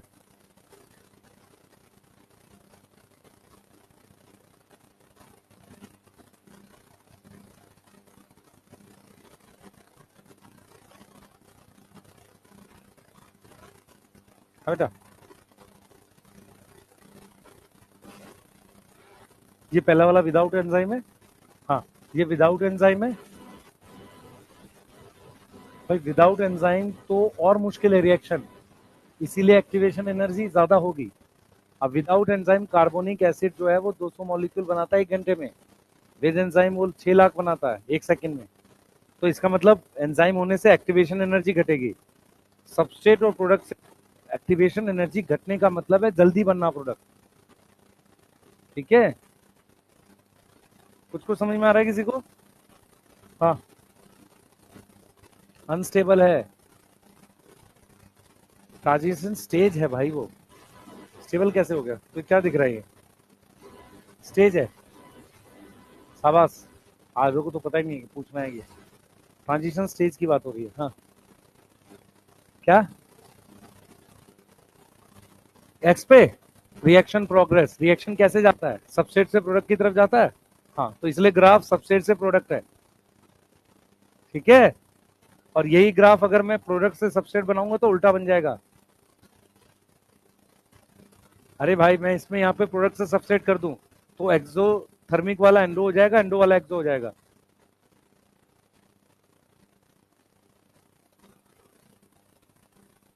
समझ में आ गया बेटा? कोई कुछ पूछना चाह रहा है एनसीईआरटी में? बेटा कभी भी सबस्ट्रेट की एनर्जी ट्रांजिशन स्टेज से तो ज्यादा हो ही नहीं सकती। हाईएस्ट एनर्जी किसकी है? चाहे एक्सोथर्मिक हो चाहे एंडोथर्मिक हो, ट्रांजिशन स्टेज की। ये गलत है स्टेटमेंट, क्रॉस का मतलब गलत होता है। हैं? इम्प्लिसिट मतलब निहित अर्थ हिंदी में।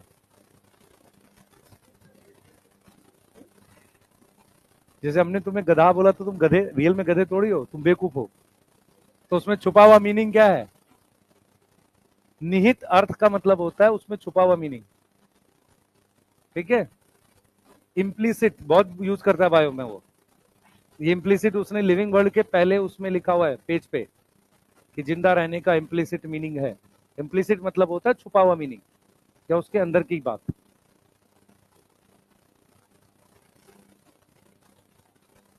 हाँ नहीं, तुम नोट्स पढ़, उसमें 2-4 चीजें पूछेगा, कॉन्सियसनेस डिफाइनिंग फीचर है कि नहीं, बस है।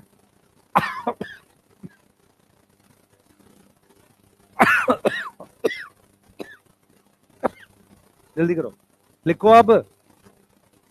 देखा क्या है? Stability is something related to energy status. तो वो अनस्टेबल है इसलिए सबसे ऊपर है। सबसे ऊपर कौन है? ट्रांजिशन है। तो स्टेबिलिटी किससे रिलेटेड है? Energy status of the molecule of structure. Hence when we look at the pictorial through the graph it look like something, जो इसमें दिख रहा है। मतलब ये क्या बोल रहा है कि स्टेबिलिटी का मतलब एनर्जी को लेकर है। तो ये अनस्टेबल है ना, इसकी एनर्जी ज्यादा है। फिर सबस्ट्रेट है और सबसे ज्यादा स्टेबल कौन है? प्रोडक्ट। तो ग्राफ के थ्रू हम देख सकते हैं ये कह रहा है। हमने क्या बोला है? सबसे ज्यादा स्टेबल वो है जिसकी एनर्जी कम है। सही है? हाँ, एक्सोथर्मिक एंडोथर्मिक में आप प्रोडक्ट और सबस्ट्रेट में भी स्टेबिलिटी बता सकते हो। नहीं, एनसीईआरटी देखो उसने एक्सोथर्मिक का बनाया है। एनसीईआरटी ने ग्राफ किसका बनाया है? एक्सोथर्मिक का, पर उसने लिखा एंडो का भी बना सकते हैं। हाँ, सबको मिला ट्रांजिएंट और अनस्टेबल वर्ड है? क्या नहीं आया बेटा? पूछ तू, पूछ पूछ, तेरा क्वेश्चन नहीं आया कोई? प्रोडक्ट से रिवर्सिबल रिएक्शन जा सकते हैं, हाँ, पर उल्टा हो जाएगा ग्राफ।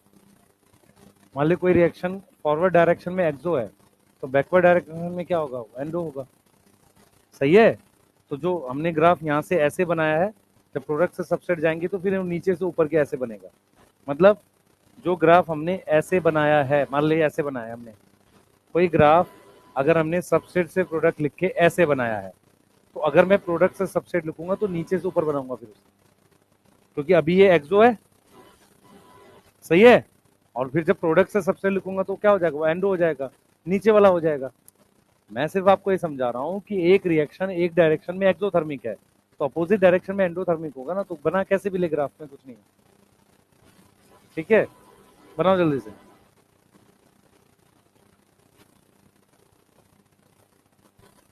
पढ़ लो एनसीईआरटी कुछ। हाँ बोल बेटा, कौन सा ग्राफ समझ है? ये सबस्ट्रेट है ये, और ये क्या है? प्रोडक्ट। तो ये विदाउट एंजाइम है। ये क्या है? Without enzyme. एंडोथर्मिक क्या होता है? जिसमें सबस्ट्रेट की एनर्जी कम होगी, किससे? प्रोडक्ट से। एंडोथर्मिक का मतलब एनर्जी देनी पड़ेगी। तो सबस्ट्रेट की एनर्जी ये रही, प्रोडक्ट की एनर्जी ये रही। अब इसने क्या किया, ये वाला जो रिएक्शन है ना, ये वाला जिसमें ये वाली हाइट कम हो गई है, ये हुआ है बाई एंजाइम। एंजाइम ने क्या घटा दी है? एक्टिवेशन एनर्जी घटा दी है। पहले कितनी थी? पहले थी ए से बी, यहां लिख देता हूं, पहले ए से बी थी, अब कितनी हो गई? पी से क्यू हो गई। समझ में आ रहा है? बोलो। पहले ए से बी थी, ये एक्टिवेशन एनर्जी थी पहले, अब घट के क्या आ गई? ये आ गई। तो ये किसने किया है? एंजाइम ने किया है। फर्क क्या है? यहाँ सबस्ट्रेट नीचे है, प्रोडक्ट ऊपर है, क्यों? क्योंकि एंडोथर्मिक है। और इस वाले में सबस्ट्रेट ऊपर है, प्रोडक्ट नीचे, क्यों? एक्सोथर्मिक है। एक्सो एंडो में क्या फर्क होता है? देख, सोच ध्यान से खुद से। हाँ, और पूछो। रिएक्शन प्रोग्रेस का मतलब रिएक्शन किस दिशा में चलेगा। तो रिएक्शन सबस्ट्रेट से प्रोडक्ट की तरफ चलता है ना। हाँ, रिएक्शन प्रोग्रेस का मतलब यह है कि सबस्ट्रेट प्रोडक्ट में कन्वर्ट हो रहा है, अमाउंट नहीं है वो। नहीं, रिएक्शन प्रोग्रेस का मतलब है डायरेक्शन सिर्फ। हाँ, लिखेंगे ध्यान से। लिख लिया? जल्दी करो।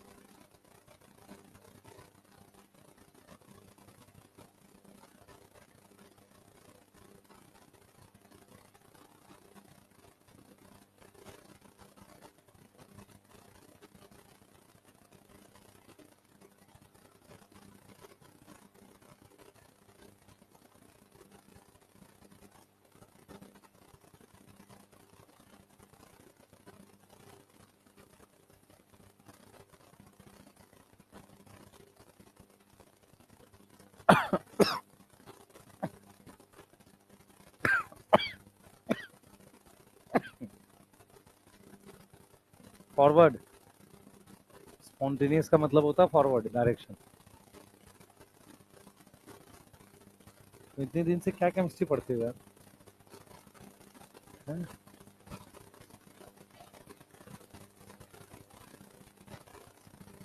ग्राफ समझ में आ गया? एक्सोथर्मिक एंडोथर्मिक समझ में आ गया? ये समझ में आ गया एक्टिवेशन एनर्जी क्या होती है, एक्स्ट्रा अमाउंट ऑफ एनर्जी, और डिफरेंस किसका है? सबस्ट्रेट और ट्रांजिशन स्टेज का। और ट्रांजिशन स्टेज ट्रांजिएंट होती है और अनस्टेबल होती है। क्या नहीं है बेटा, बता। क्या चीज? मैं ये कह रहा था,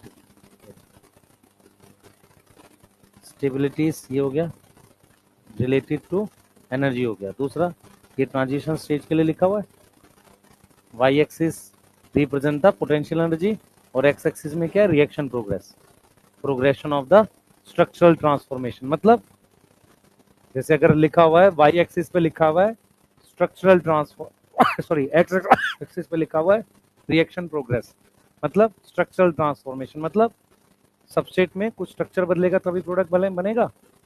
उसने एक वर्ड लिखा है एक्स एक्सिस पे स्ट्रक्चरल ट्रांसफॉर्मेशन। क्या मतलब हुआ? हाँ, कि कोई चेंज होगा तभी वो होगा। यस, ठीक है मोर और लेस समझ में आ गया चीजें? बोलो। ठीक है, इससे बेटा ऐसा ही क्वेश्चन आएगा कि पूछे। हाँ, मतलब जो है, सुन ध्यान से, सबसेट से प्रोडक्ट डायरेक्ट ऐसे जाना चाहिए था, ऐसे ना जाके एक बैरियर, एक पहाड़ चढ़ना पड़ रहा है उसको, तो पहाड़ छोटा किसने कर दिया? एंजाइम ने। तो एंजाइम ने वो बैरियर छोटा कर दिया, बैरियर आसान बना दिया। ठीक है, यस। और पूछो, जल्दी लिख लो। प्रशांत जी कुछ पूछना है आपको?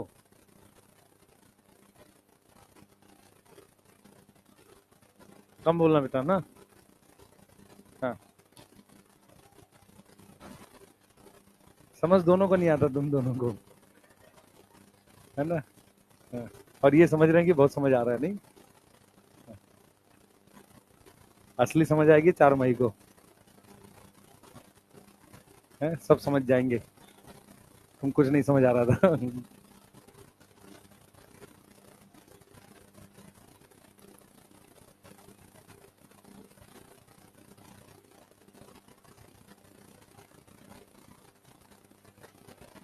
ट्रांजिशन स्टेज बेटा थोड़ी देर के लिए नहीं बनेगी तो प्रोडक्ट नहीं बनेगा। अगर ट्रांजिशन स्टेज स्टेबल हो जाए तो प्रोडक्ट कैसे बनेगा? ट्रांजिशन स्टेज को अगर मैं स्टेबल कर दूंगा तो प्रोडक्ट की तरफ क्यों जाएगा वो? इसलिए ट्रांजिशन स्टेज ट्रांजिएंट होती है, मतलब कम समय के लिए होती है और अनस्टेबल होती है, तभी तो प्रोडक्ट बनेगा। तो प्रोडक्ट ज्यादा स्टेबल होना चाहिए as compare to transition stage. और सबस्ट्रेट एक पहाड़ चढ़ता है वो बनाने के लिए, उसे ही कहते हैं एक्टिवेशन एनर्जी। समझ में आ रहा है? सही है, चलो नेक्स्ट करेंगे। नेक्स्ट आगे लिख लिया सबने?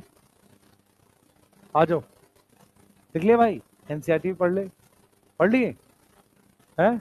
बगल वाले से पूछ, नहीं पढ़ेगा? ठीक, कुछ पूछना नहीं है। बेटा इस टॉपिक की मैं एनसीईआरटी पढ़ा भी रहा हूँ, कोई पढ़ाता भी नहीं है। तुम लेक्चर देखना, बहुत सारे लोगों के देखोगे ये स्किप करते हैं क्योंकि उसमें थोड़ी बहुत दिमाग लगेगा। ठीक है, क्लियर? हाँ, थोड़ा बहुत इसमें दिमाग लगाने वाली चीजें हैं कि एक्चुअल में हो क्या रहा है। ठीक है, याद रखना, इस ये सबस्ट्रेट को एक पहाड़ चढ़ना पड़ रहा है, उस पहाड़ को ही क्या बोल रहे हैं? Activation energy. एंजाइम क्या कर रहा है? उसको कम कर रहा है, बैरियर को। सही है, क्लियर है? चलें आगे, आ जाओ। ये सारे पॉइंट सही है?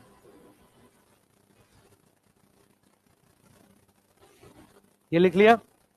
अब ये वाले पॉइंट्स देखो, नोट करो, इसे नोट करो।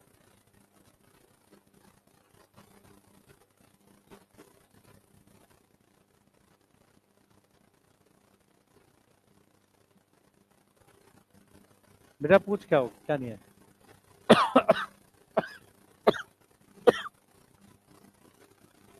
बनाओ।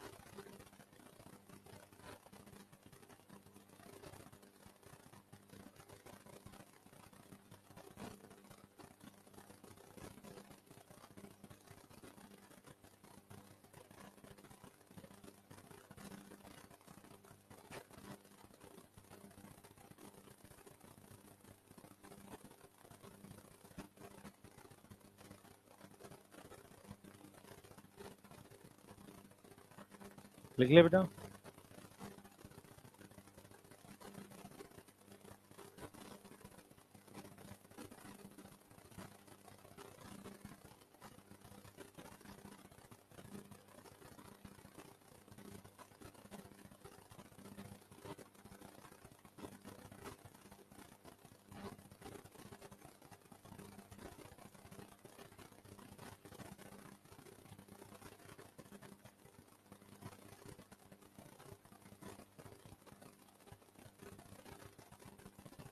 जल्दी करो बेटा, फास्ट। कल मोस्ट प्रोबेबली खत्म करेंगे बायोमोलिक्यूल को, कार्बोहाइड्रेट बढ़ाना बस। लिपिड छोटा सा टॉपिक है, एक पेज। लिपिड में फैटी एसिड पढ़ाना है और फॉस्फोलिपिड का स्ट्रक्चर, और नहीं है? हाँ वो मिला कर लो। क्या इसके बाद सीक्वेंस की बात अलग से पढ़ाऊंगा, एनसीईआरटी के लिए बताऊंगा। ठीक है, आप अभी पहले जो करा दिया उतना याद कर लो बायोमोलिक्यूल बस। क्या होगा कि एनसीईआरटी की बहुत सारी चीजें अभी बताऊंगा मैं कैसे करूंगा। ये सिर्फ एनसीईआरटी पढ़ाएंगे तो केमिस्ट्री वाला छूट जाएगा।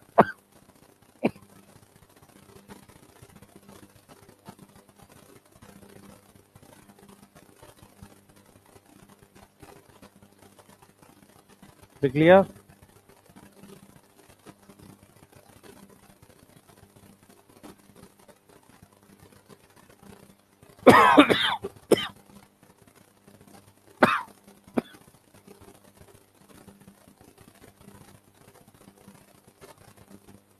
क्वेश्चंस कर लोगे ये वाले आप इसके, है ना? हाँ बेटा,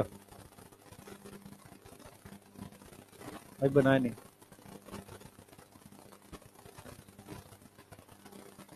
क्या क्या हुआ? नहीं बनाना है, इसका देंगे अभी, इस वीक में मिल जाएगा। 25 छुट्टी है नहीं है? पता नहीं हमें है कि नहीं है।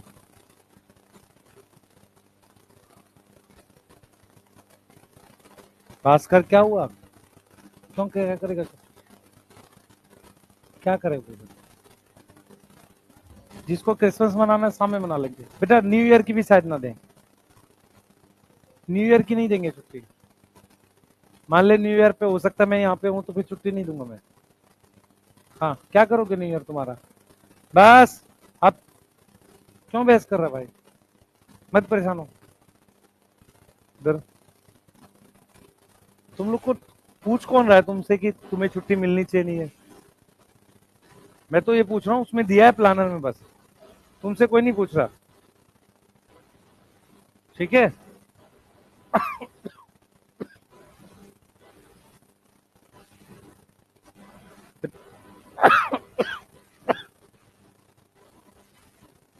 इधर देखो ध्यान से, बोर्ड पे ध्यान दो। आज हेडिंग डालो, फैक्टर्स अफेक्टिंग एंजाइम वेलोसिटी। बच्चे आप सिलेबस करने पे फोकस रखो और पढ़ने पे बस। एंजाइम वेलोसिटी को अफेक्ट करने वाले, वेलोसिटी लिख लो या एक्टिविटी लिख लो, ज्यादा बेटर है एक्टिविटी लिख लो फिलहाल। एंजाइम एक्टिविटी को कौन से फैक्टर्स क्या करते हैं, अफेक्ट करते हैं, इसके बारे में पढ़ रहे हैं। ठीक है, हम लोग किन फैक्टर्स के बारे में पढ़ेंगे सुन लो ध्यान से। हम 3 फैक्टर्स के बारे में पढ़ेंगे। एक पढ़ेंगे टेम्परेचर, सॉरी 4 पढ़ सकते हैं। एक पढ़ेंगे हम टेम्परेचर, मैं लिख देता हूँ यहाँ पे अलग से। 4 फैक्टर्स पढ़ेंगे बेटा। सबसे पहला टेम्परेचर पढ़ने वाले, नाम लिख लो इनके पहले। सबसे पहले हमारे पास टेम्परेचर है, फिर क्या है पीएच, फिर है हमारे पास सबस्ट्रेट कंसंट्रेशन, और फिर मेरे पास है इनहिबिटर। ये 4 फैक्टर्स हैं, इसकी वजह से एंजाइम एक्टिविटी पे क्या इम्पैक्ट आता है वो पढ़ रहे हैं। हेडिंग डालो, टेम्परेचर से चालू कर रहे हैं। हेडिंग डालो, टेम्परेचर से चालू कर रहे हैं, और यहां से भी क्वेश्चंस आते हैं, ध्यान से पढ़ेंगे। हेडिंग डालो, टेम्परेचर से चालू करेंगे जल्दी, फास्ट।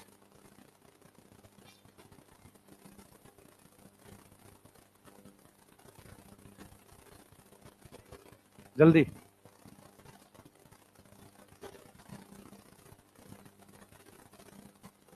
लिख लिया? जल्दी बोलो, टॉपिक के नाम लिख लिए। टेम्परेचर है, पीएच है, और क्या है सबस्ट्रेट कंसंट्रेशन, इनहिबिटर। 4 हैं। चलिए सबसे पहले हम लोग क्या पढ़ रहे हैं, टेम्परेचर। हेडिंग डालो, टेम्परेचर।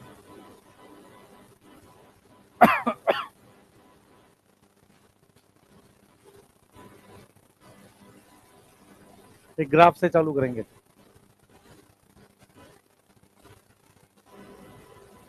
बोर्ड पे ध्यान रखो, बात नहीं।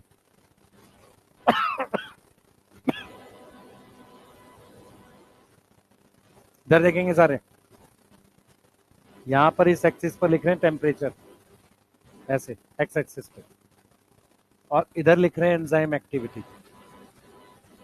इधर क्या लिख रहे हैं, एंजाइम एक्टिविटी, मतलब एंजाइम की स्पीड मान लो या जो भी। कैसे काम कर रहा है। सबसे पहला पॉइंट जो आपको मैंने ऑलरेडी बता दिया है, सबस्ट्रेट एंजाइम तक कैसे जाता है, डिफ्यूजन से। Move to enzyme by diffusion, by diffusion, yes और नो।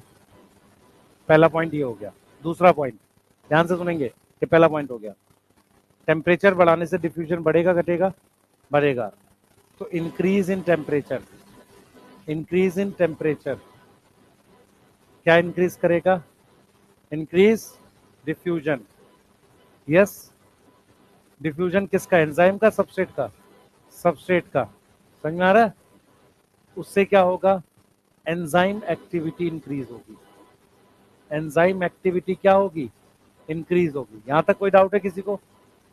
अगर आप सबस्ट्रेट की कंसंट्रेशन, देखो मेरी बात सुनो, अगर आप टेम्परेचर बढ़ाओगे तो फास्ट डिफ्यूज करेगा और एंजाइम तक जल्दी जाएगा, जितनी जल्दी जाएगा एंजाइम की एक्टिविटी बढ़ेगी। अच्छा, अगर हम बात करते हैं हाई टेम्परेचर की, तो हाई टेम्परेचर पर क्या होगा, हाई टेम्परेचर पर एंजाइम क्या होगा, खराब हो जाएगा। एंजाइम क्या हो जाएगा, डीनेचर हो जाएगा। यस, डीनेचर हो जाएगा। तो उसमें एंजाइम एक्टिविटी डिक्रीज करेगी। इसका मतलब दोनों तरह का काम हो रहा है। यहाँ पर क्या हो रहा है, दोनों तरह का काम हो रहा है ना। अब जरा ये देखो, हम इसका जो ग्राफ है वो कुछ इस तरीके का बनाते हैं। इसका जो ग्राफ है कुछ बेल शेप बनाते हैं। कैसे, समझना कि इस वाले हिस्से में जैसे जैसे हम टेम्परेचर बढ़ा रहे हैं, एंजाइम एक्टिविटी क्यों बढ़ रही है, क्योंकि डिफ्यूजन बढ़ रहा है। अब एक पॉइंट ऐसा आएगा जहां मैक्सिमम एंजाइम एक्टिविटी ये होगी। बताओ, देखो इधर सारे, यहाँ पर एंजाइम एक्टिविटी मैक्सिमम हो गई यहाँ पर, तो यहाँ पर मेरे पास मैक्सिमम एक्टिविटी आ गई। तो जब मैं इस लाइन को यहाँ ले जाकर जोड़ूंगा, इस लाइन को यहाँ ले जाकर जोड़ूंगा, तो ये वो टेम्परेचर है जहां पर एक्टिविटी मैक्सिमम है। इसको कहते हैं ऑप्टिमम टेम्परेचर। ऑप्टिमम टेम्परेचर का मतलब होता है कि एक्टिविटी जो है वहां पर मैक्सिमम होगी। किसकी मैक्सिमम होगी, एंजाइम की। ये समझ में आ रहा है। तो अगर मैं आपसे कहूं व्हाट इज ऑप्टिमम टेम्परेचर, तो ऑप्टिमम टेम्परेचर वो टेम्परेचर है, हर एंजाइम का अलग हो सकता है। तो ऑप्टिमम टेम्परेचर क्या है, temperature at which enzyme activity maximum, enzyme activity maximum. मेरी बात समझ में आ रही है। अच्छा, ऑप्टिमम टेम्परेचर के दोनों तरफ अगर मैं लिखता हूं कि अगर मैं टेम्परेचर इंक्रीज करूं या डिक्रीज करूं, टेम्परेचर या तो इंक्रीज करूं या डिक्रीज करूं ऑप्टिमम से, डिक्रीज फ्रॉम ऑप्टिमम, या तो ऑप्टिमम से इधर जाऊं या इधर जाऊं, तो एक्टिविटी डिक्रीज होगी। बताओ, एक्टिविटी क्या होगी, डिक्रीज होगी। खुद से देखो, मैं इधर जा रहा हूं तो भी डिक्रीज हो रही है, इधर आ रहा हूं तो भी, तो एक्टिविटी क्या होगी, डिक्रीज होगी। एक्टिविटी क्या होगी, डिक्रीज होगी। अब यहां पर एक बात हमें समझनी है, ध्यान सुनेंगे। एक चीज हम लोग लिखते हैं, Q10 बराबर में Q, मतलब हम लिखते हैं Q10 इज इक्वल टू 2। मतलब क्या हुआ इसका, इसको हम ऐसे लिख सकते हैं कि अगर मैं 10 डिग्री सेल्सियस चेंज कर रहा हूं, चेंज का मतलब होता है इंक्रीज और डिक्रीज बोथ। कहां से, फ्रॉम ऑप्टिमम। सही है, ऑप्टिमम, तो रेट हाफ हो जाएगा। बात समझो इस बात को।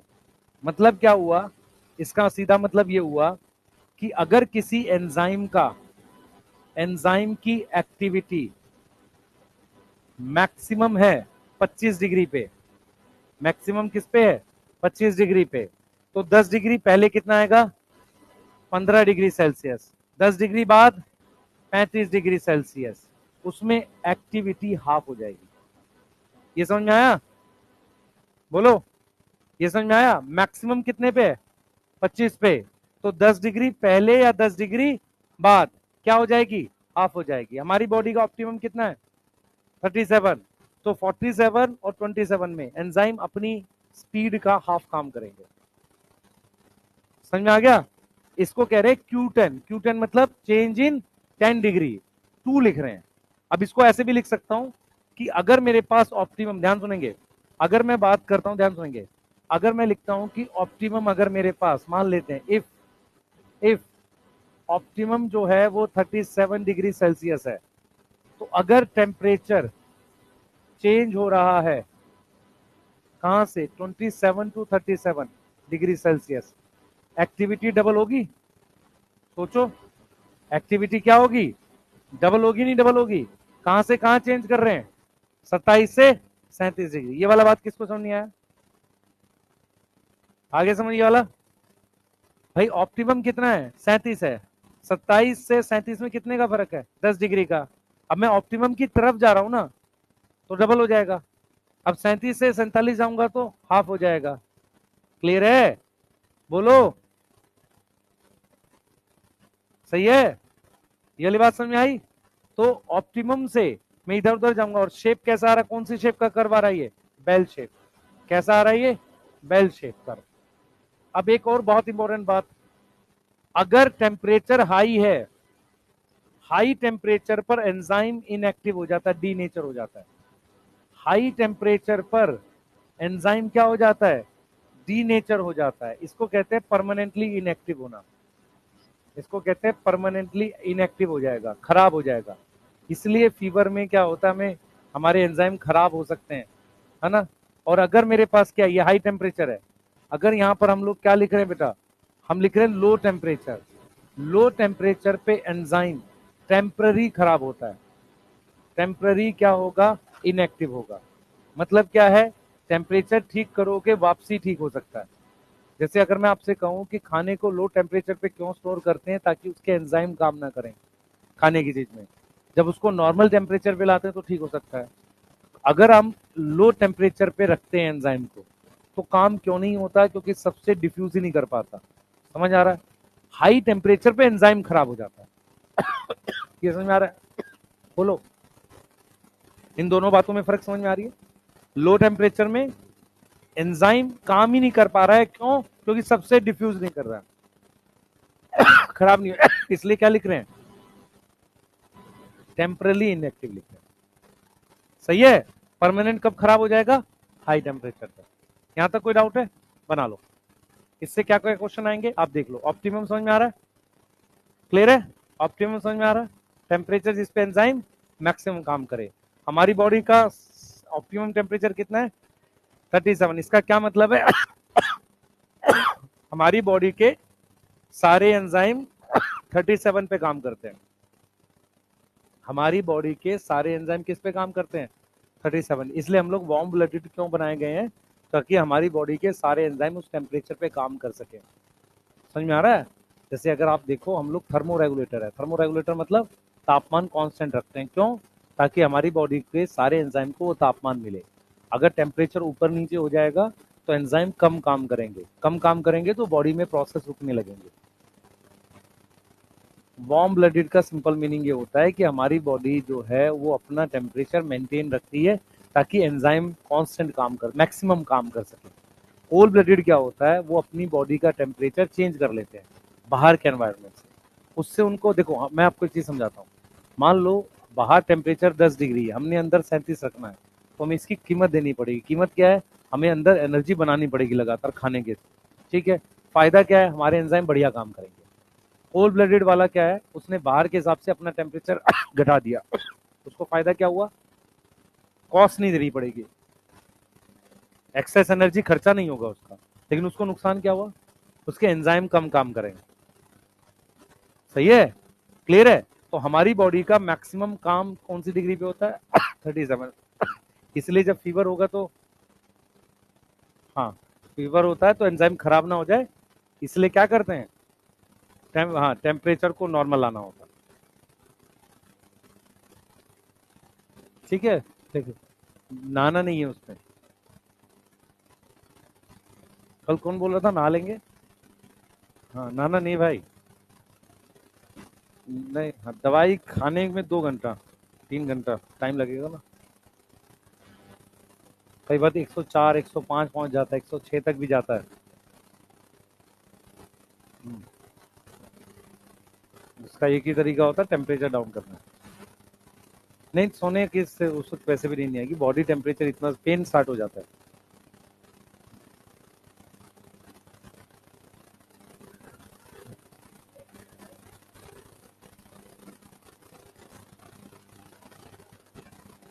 बस बेटा फ्रिज में बैठ जाएगा तो परमानेंट ठंडा हो जाएगा। जल्दी करो बेटा।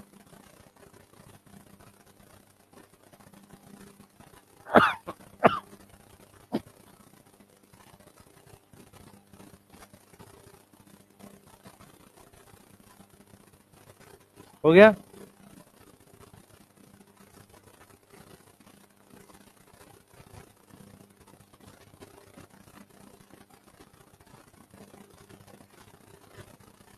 यस, अगर 25 ऑप्टिमम है, अगर 25 ऑप्टिमम है तो 5 पे कितना होगा? 1/4, हाफ का आधा, 15 पे हाफ और उसका हाफ 1। समझ आ गया? सही है। 37 हमारा है तो 27 पे हाफ है तो 17 पे कितना हो जाएगा? 1/4। ठीक है।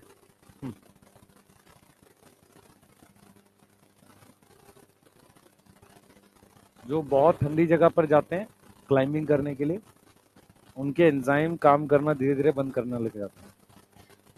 जो माउंटेन पे जाते हैं ना,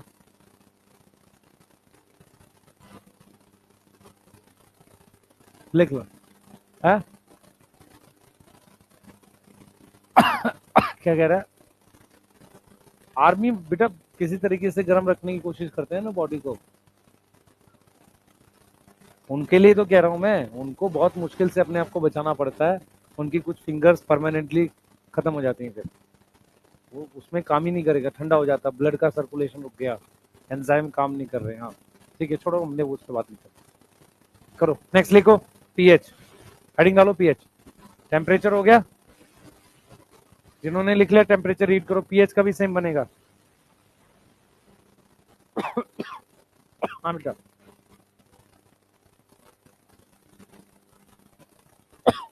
नहीं नॉर्मल पे नहीं।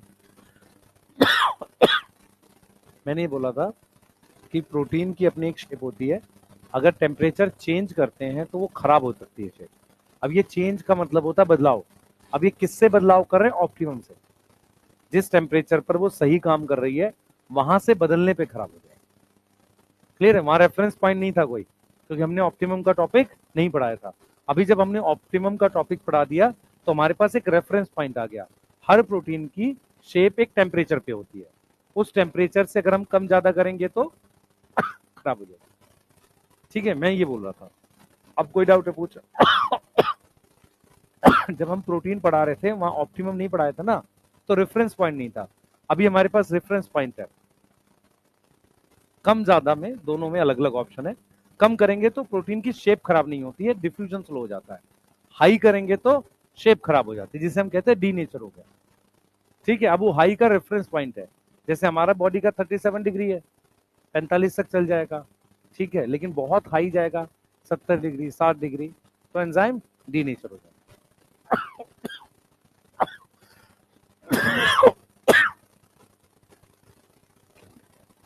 लिख लिया? हाँ, परमानेंट हो जाता है। चलो भाई आगे करो। पीएच लिखो। पीएच क्या होता है? हाँ, पीएच में नहीं पता होगा। एसिड बेस, शाबाश। चलो कोई नहीं, आ जाओ। पीएच क्या होता है सुने ध्यान से, ध्यान सुने बेटा। एंजाइम कौन से मीडियम में काम करते हैं? एक्वस मीडियम में। एंजाइम एक्टिव है किस में? एक्वस मीडियम में। तो इसका मतलब मीडियम की पीएच उनके लिए इंपॉर्टेंट है। सही है, एक्वस मीडियम में काम करते हैं। इसका मतलब ये हुआ बेटा कि जो मीडियम की पीएच है वो उसकी शेप मेंटेन करती है। बात नहीं करो। मीडियम की जो पीएच है वो क्या करती है? शेप मेंटेन करती है। क्या करती है? शेप मेंटेन करती है। यस और नो? सही है। तो यहां पर एक वर्ड यूज करते हैं, ऑप्टिमम पीएच। ऑप्टिमम पीएच, तो ये वो पीएच होती है जिसपे एंजाइम मैक्सिमम एक्टिव होता है। तो पीएच एट विच एंजाइम क्या हो? मैक्सिमम एक्टिव हो। एंजाइम क्या हो? मैक्सिमम एक्टिव हो, उसको उसकी क्या बोलते हैं? Optimum pH. उसे ऑप्टिमम पीएच कहते हैं। एवरी एंजाइम की या डिफरेंट एंजाइम की ये पीएच अलग अलग हो सकती है। डिफरेंट एंजाइम की ये पीएच क्या हो सकती है? अलग अलग हो सकती है ऑप्टिमम पीएच। अब मेरी बात सुनेंगे सब लोग ध्यान से। Optimum pH can be different. आपने पढ़ा है कि सभी लोगों ने ये वाली चीज पढ़ी थी कि हमारे पास, मान लो मैं एक ग्राफ ड्रॉ कर रहा हूं, मेरे पास अगर आपको याद हो एलिमेंट्री कैनाल में जो स्टमक है, स्टमक में ऑप्टिमम पीएच 2 है। यस, स्टमक में ऑप्टिमम पीएच क्या है? 2 है। तो मेरे पास अगर इसका ग्राफ भी बेल शेप आएगा, अलग अलग पीएच का अलग अलग आएगा। जैसे मान लो ये पीएच 1.8 है, तो ये 1.8 ऑप्टिमम किसकी है? मैंने लिख दिया पेप्सिन की। पेप्सिन स्टमक में होता है, ठीक है। उसके बाद 6.8 लिख दी मैंने अमाइलेज की, सलाइवरी अमाइलेज की। यस, सलाइवरी अमाइलेज की, ठीक है। फिर मेरे पास ड्यूडिनम में 7.6 पे काम करता है ट्रिप्सिन। तो मैं सिर्फ आपको ये समझाने की कोशिश कर रहा हूं कि अलग अलग एंजाइम की ऑप्टिमम पीएच अलग अलग होती है। इसीलिए जैसे ही खाना सलाइवा स्टमक में जाता है, सलाइवरी अमाइलेज काम नहीं करता। ये पता है आपको? सलाइवरी अमाइलेज किसका डाइजेशन करता है? स्टार्च का। जैसे ही वो स्टमक में जाता है वो काम क्यों नहीं करता? क्योंकि उसकी ऑप्टिमम पीएच चेंज हो गई है। क्योंकि स्टमक में क्या हो गया? एसिडिक हो गया। ये देखो, याद करो किसी को, इधर देखो भाई, ये देखो, ये सारे एंजाइम है ऐसे, ये सब एंजाइम है, ठीक है। खाने को हम ऐसे गोल बना देते हैं, बोलस कहते हैं जिसे। बोलस क्यों बनाते हैं? क्योंकि सेम वॉल्यूम में अगर स्ट्रक्चर गोल है तो उसका सरफेस एरिया कम होता है। अगर मेरे पास दो शेप है, एक ये है और एक ये है, दोनों का वॉल्यूम सेम है, सरफेस एरिया इसका कम होगा, ठीक है। खाने को गोल बनाने का मेन पर्पस ये है कि गोल का सरफेस एरिया कम है, तो जब ये स्टमक में पहुंचेगा ये गोल चीज, इसका सरफेस एरिया कम है, तो कम से कम एमाइलेज इनएक्टिव होंगे, ज्यादा से ज्यादा थोड़ा बहुत एमाइलेज और काम कर पाएगा। मेरी बात समझ पा रहे हो? जब हम खाना खाते हैं, खाना खा के खाने को गोल बोलस बना रहे हैं, उसका एक ही पर्पस है कि जितनी देर और हम सलाइवरी अमाइलेज से काम करा सकें। क्योंकि जैसे ही सलाइवरी अमाइलेज इसमें पहुंचा, जिसकी में पीएच कितनी है? 1.8 और 2 है, वो तुरंत खराब हो जाएगा। क्योंकि उसकी ऑप्टिमम पीएच क्या थी? 6.8 थी। तो एक ऐसी शेप बना लो खाने की ताकि एसिड में वो जल्दी से कांटेक्ट में ना आए। और वो शेप कैसी है? स्फेरिकल है। ये समझ में आ रहा है? क्योंकि एंजाइम की ऑप्टिमम पीएच तो चेंज हो ही गई है। हम कहाँ आ चुके हैं? स्टमक में आ चुके हैं। क्लियर है? तो हमारे पास हर एंजाइम की एक ऑप्टिमम पीएच होती है और वो उस पर काम करता है। जैसे ब्लड है, ब्लड की ऑप्टिमम पीएच 7.35 से 7.42 के रेंज में होती है। अब उस पीएच पे जितने भी एंजाइम है सारे मैक्सिमम काम करेंगे। समझ में आ रहा है? क्लियर है? तो हमारी बॉडी में भी बहुत सारी जगह है जहां पर अलग अलग तरह की पीएच रखी जाती है। क्लियर? हर एंजाइम की अपनी क्या होती है? एक ऑप्टिमम पीएच होती है। ऐसा नहीं कि हमारी बॉडी में सब जगह 7 पीएच है, ऐसा कुछ नहीं है। क्योंकि हर एंजाइम की पीएच अलग अलग होती है। तुम खुद याद करो, खुद याद करो, लाइसोसोम, उसमें जितने भी हाइड्रोलेज हैं कौन सी पीएच पे काम करते हैं? एसिडिक कंडीशन पे। समझ में आ रहा है? तो मान लो साइटोप्लाज्म में बेसिक कंडीशन है कुछ थोड़ी बहुत, तो लाइसोसोम फट भी गया तो कुछ दूर तक डाइजेशन करेगा। जैसे ही उसकी खुद की पीएच चेंज होने लगी एंजाइम की, समझ में आ रहा है, वो खुद खराब हो जाएंगे एंजाइम। समझ में आ गया? तो ऑप्टिमम पीएच का कॉन्सेप्ट क्लियर है? हर एंजाइम, अच्छा, पीएच चेंज करने से होता क्या है? शेप खराब हो जाती है। चेंज इन पीएच से क्या होगा बेटा? बैलेंस खराब हो जाएगा। याद है? बैलेंस ऑफ फोर्सेस, बैलेंस कौन सा था? Balance of forces. फोर्सेस कौन सी थी? याद करो, आइनिक, हाइड्रोफोबिक, याद आ रहा है? आइनिक, हाइड्रोफोबिक, है ना? इन सब का हाइड्रोजन बॉन्ड, इन सब की बैलेंस खराब हो जाएगी। हाँ, डिस्ट्रॉय हो जाएगी। बैलेंस ऑफ फोर्सेस डिस्ट्रॉय हो जाएगा। इससे एंजाइम की शेप खराब हो जाएगी। यही गड़बड़ है बस। एंजाइम की शेप खराब होने से उसकी एक्टिव साइट की शेप खराब हो जाएगी। अगर एक्टिव साइट की शेप खराब हो गई, पॉकेट की शेप खराब हो गई, तो एंजाइम काम नहीं करेगा। यहां तो कोई डाउट है? बना लो जल्दी। क्या क्या मिट गया?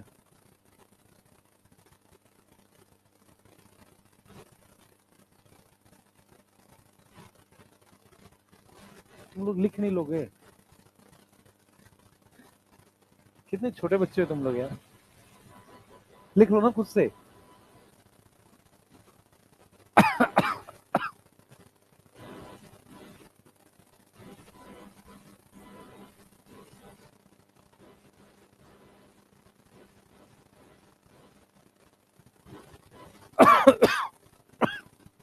जल्दी करो। ये समझ आ गया सबको? ठीक है, हाँ बस भाई।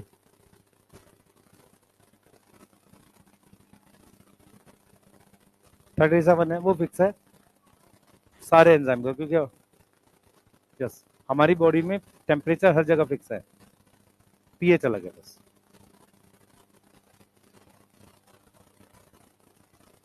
अलग अलग एंजाइम का अलग अलग होगा। फॉर एग्जांपल प्लांट्स में जरूरी नहीं है 37 डिग्री हो, उसके एंजाइम तो नॉर्मल क्या होता है, बढ़िया टेम्परेचर होता है 25 डिग्री सेल्सियस। अब जैसे हमारे अंदर तो 37 डिग्री है, बाहर जो प्लांट्स होंगे उनके एंजाइम का ऑप्टिमम 25 के आसपास होगा। एक पूरी बॉडी में वार्म ब्लडेड की बात कर रहा हूँ, नॉर्मल मैमल्स की या बर्ड्स की, उसमें 37 डिग्री। ठीक है, आप में से बेटा एक चीज सुने ध्यान से, नॉर्मली आप पानी पीते हो ठंडा पानी, कोई दिक्कत नहीं है। ठंड के समय नॉर्मल पानी पीने में आपको अजीब सा फील होता है, गर्म पानी ठीक फील होता है, क्योंकि वो बॉडी के टेम्परेचर के साथ आराम से जाके सेट हो रहा है। ये बात समझ में आ रही है? एंजाइम को दिक्कत होगी अगर आप ठंडा पानी पी रहे हो ठंड में, क्योंकि जैसे ही एंजाइम पेट में है उनका टेम्परेचर चेंज हो जाएगा। समझ में आ रहा है? तो वो काम कम करेंगे। मेरी बात समझ में आ रही है? क्लियर है? बोलो। आइडियल तो है कि एक वो टेम्परेचर का पानी पिया जाए जो गर्म हो, मतलब 35 डिग्री 37 डिग्री, सही है, क्योंकि वो एंजाइम को थोड़ी देर के लिए भी छेड़ेगा नहीं। आइडियल वो है। ठीक है, हाँ नेक्स्ट करें। मैं कह रहा हूँ सलाइवरी अमाइलेज जाके स्टमक में खराब हो जाएगा, क्योंकि स्टमक में पीएच 2 है, सलाइवरी अमाइलेज को चाहिए 6.8, लेकिन कम से कम थोड़ी देर तक तो काम करता रहे। कैसे करता रहेगा? जब तक एसिड के कांटेक्ट में नहीं आएगा खराब नहीं होगा। एसिड के कांटेक्ट में कम से कम कब आएगा? जब वो स्फीयर बना लेगा। खराब तो होगा ही वो, मैं कह रहा हूं खराब होना ही है। स्फीयर बना के वो टाइम बढ़ा रहे हैं बस, हाँ थोड़ी देर और काम कर जाए बस। ये कब बोला मैंने खराब नहीं होगा? मैंने ऐसा बोला खराब नहीं होगा? चले आगे, सबसे इंपॉर्टेंट टॉपिक इसका एंजाइम का है क्या?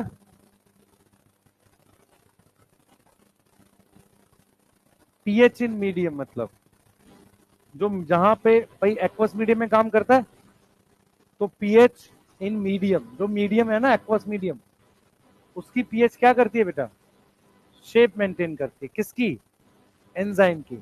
यस, तो ऑप्टिमम पीएच पे उसकी शेप मेंटेन रहती है, इसलिए मैक्सिमम काम करता है। आ जाओ नेक्स्ट हेडिंग डालो।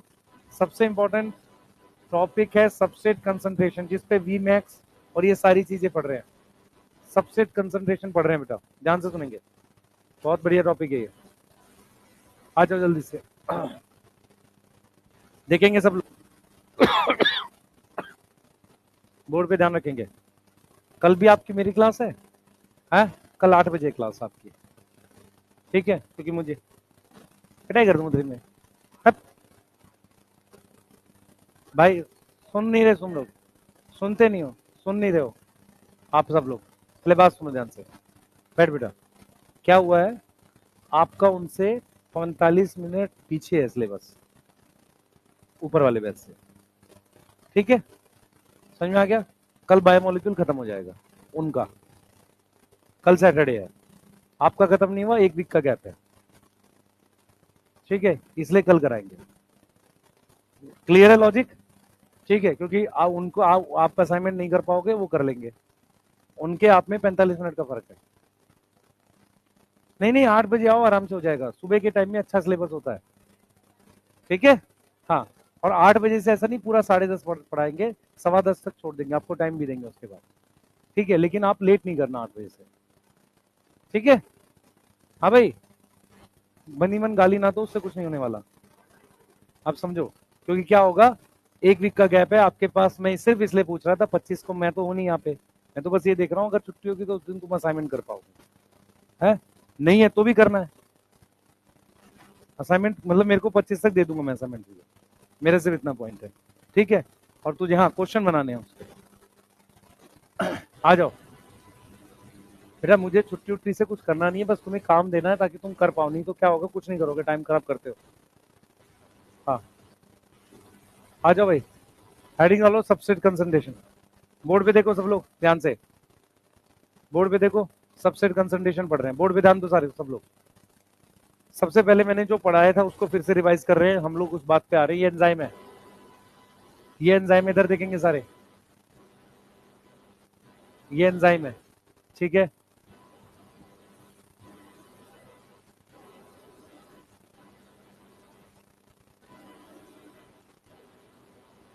बोर्ड पे ध्यान देंगे।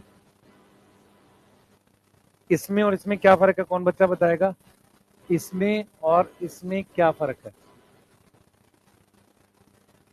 हाँ, जो ब्रैकेट में है वो कंसंट्रेशन है, क्या है वो, कंसंट्रेशन है, कंसंट्रेशन ऐसे लिखते हैं, ठीक है।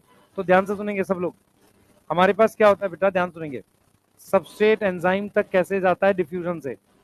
सबस्ट्रेट एंजाइम तक कैसे जाता है, डिफ्यूजन से। ये देखो हमने क्या किया है, सबस्ट्रेट बना दिया है, सबस्ट्रेट एंजाइम तक डिफ्यूजन से जाता है, ठीक है। सबस्ट्रेट का अमाउंट ज्यादा होता है, नो डाउट। अब यहां पर हमने क्या किया है, सबस्ट्रेट की कंसंट्रेशन बढ़ा दी, यहां पर और ज्यादा कर दी, ठीक है। क्लियर है। मान लो एक रूम में 4 चेयर हैं, 4 लोग खड़े हैं, तो 4 चेयर पे बैठ सकते हैं। इसके लिए कंडीशन ये है कि उन लोगों की आंखें होनी चाहिए, ठीक है। अगर उन लोगों की आंखें नहीं है, उनको चेयर दिख नहीं रही है, मेरी बात समझना ध्यान से, आंखें नहीं है और चेयर नहीं दिख रही है, तो क्या होगा कि वो रेंडमली ट्राई करेंगे, कोई बैठ पाएगा कोई नहीं बैठ पाएगा। सेम सबसेट के लिए, चेयर 4 हैं, लोग अभी 10 हैं, तब भी सारे नहीं बैठ पा रहे हैं, लोगों की संख्या मैंने 20 कर दी, अब थोड़े ज्यादा बैठ पा रहे हैं कि कोई ना कोई बैठ ही जाएगा, मैंने 30 कर दी और बैठ पा रहे हैं। मेरी बात समझो ध्यान से, ऐसे ही काम हो रहा है। सबस्ट्रेट की कंसंट्रेशन हमेशा एंजाइम से ज्यादा ही होती है। चेयर 4 है मतलब 4 एक्टिव साइट है, सबस्ट्रेट मान लो 10 है, सबस्ट्रेट की आंखें तो नहीं है, वो कोशिश कर रहा है, बाइंड कर रहा है, हट रहा है, बाइंड कर रहा है, मैंने सबसेट की कंसंट्रेशन बढ़ा दी, चांस ऑफ बाइंडिंग बढ़ गई, समझ में आ रहा है। अब एक ऐसी कंडीशन हो जाए कि सब इसकी सारी एक्टिव साइट भर जाए, अब क्या कोई बाइंड कर पाएगा, नहीं। जैसे मान लो मैंने इसको बाइंड करा दिया, कंसंट्रेशन बढ़ाने से मेरे पास अभी क्या है, 3 पे बाइंड कर गया, जब और बढ़ा दी तो और ज्यादा बाइंड कर गए, लेकिन अब मैं सबसेट बढ़ाऊंगा तो कोई फर्क पड़ेगा, नहीं पड़ेगा। इसका मतलब ये हुआ, ध्यान सुनेंगे, इसका मतलब ये हुआ, सबसे पहला पॉइंट क्या है जो सबसे इंपॉर्टेंट है, सबस्ट्रेट कैसे जाता है, आंखें नहीं है, सबस्ट्रेट मूव करता है कैसे, bye diffusion, move by diffusion, yes और नो, ये समझ में आ रहा है, ठीक है। मैं क्या करता हूं बेटा, मैं सबस्ट्रेट की कंसंट्रेशन ऐसे लिख रहा हूं, मैं सबस्ट्रेट की कंसंट्रेशन बढ़ाऊंगा तो वेलोसिटी बढ़ेगी, मैं सबस्ट्रेट की कंसंट्रेशन इंक्रीज करूंगा तो क्या बढ़ेगी, एंजाइम की स्पीड बढ़ेगी, एंजाइम की वेलोसिटी, जिसे एक्टिविटी भी कह रहे थे आप अभी, एंजाइम की क्या बढ़ेगी, वेलोसिटी इंक्रीज होगी। क्यों, क्योंकि ज्यादा चांस मिलेगा, मोर चांस होगा किसका, सबस्ट्रेट का एंजाइम से बाइंड करने का, more chance of substrate to bind with enzyme, to bind with enzyme, bind with enzyme, ज्यादा चांस है। क्लियर है, बोलो क्लियर है, ठीक है। अब जरा आगे सुनना ध्यान से, इस चीज को मैं ऐसे लिखूंगा, substrate concentration is directly proportional to V, मतलब सबस्ट्रेट की कंसंट्रेशन डायरेक्टली प्रोपोर्शनल है वेलोसिटी ऑफ एंजाइम के, किसके प्रोपोर्शनल है, वेलोसिटी ऑफ एंजाइम। यहाँ वेलोसिटी का मतलब है सिंगल एंजाइम नहीं, बहुत सारे एंजाइम्स की वेलोसिटी को मिलाकर कह रहे हैं, वेलोसिटी ऑफ एंजाइम्स, ठीक है, इसके डायरेक्टली प्रोपोर्शनल है। अब क्या होगा, एक कंसंट्रेशन आएगी हमारे पास, क्या होगा, फर्दर इंक्रीज पे क्या होगा, जब सारी एक्टिव साइट भर जाएंगी, फर्दर इंक्रीज पर क्या होगा, when all active site occupy, सारी एक्टिव साइट क्या हो गई, भर गई, सारी एक्टिव साइट क्या हो गई, ऑक्यूपाई हो गई, उसके बाद क्या होगा, no change in enzyme velocity, no change in enzyme velocity. क्या मेरी बात समझ में आ रही है। अब इसका एक ग्राफ, एक एक डाटा लिख रहा हूं मैं यहाँ पे, ध्यान से देखेंगे सारे बच्चे, मैंने यहाँ पर सबस्ट्रेट की कंसंट्रेशन लिखी है और यहाँ पर मैंने वेलोसिटी लिखी है, ध्यान से देखना जो मैं कर रहा हूँ, मेरे पास सबस्ट्रेट की कंसंट्रेशन है 10, एंजाइम वेलोसिटी है मान लेते हैं मेरे पास की 5 एक्टिव साइट भर गई है। मैंने यहाँ पर इसको 20 कर दिया, एक्टिव साइट 10 भर गई है। मैंने यहाँ पर 40 कर दिया, एक्टिव साइट 15 भर गई है। मैंने यहाँ पर 80 कर दिया, एक्टिव साइट 15 भरी हुई है। मैंने इसको 160 कर दिया, एक्टिव साइट 15 भरी हुई है। इसका मतलब ये इसकी मैक्सिमम वेलोसिटी हो गई। समझ में आ रहा है? ये इसकी क्या हो गई? मैक्सिमम वेलोसिटी होगी। आप बढ़ाते रहो सबस्ट्रेट कंसंट्रेशन, कोई फर्क नहीं पड़ेगा। समझ में आया क्या नहीं आया?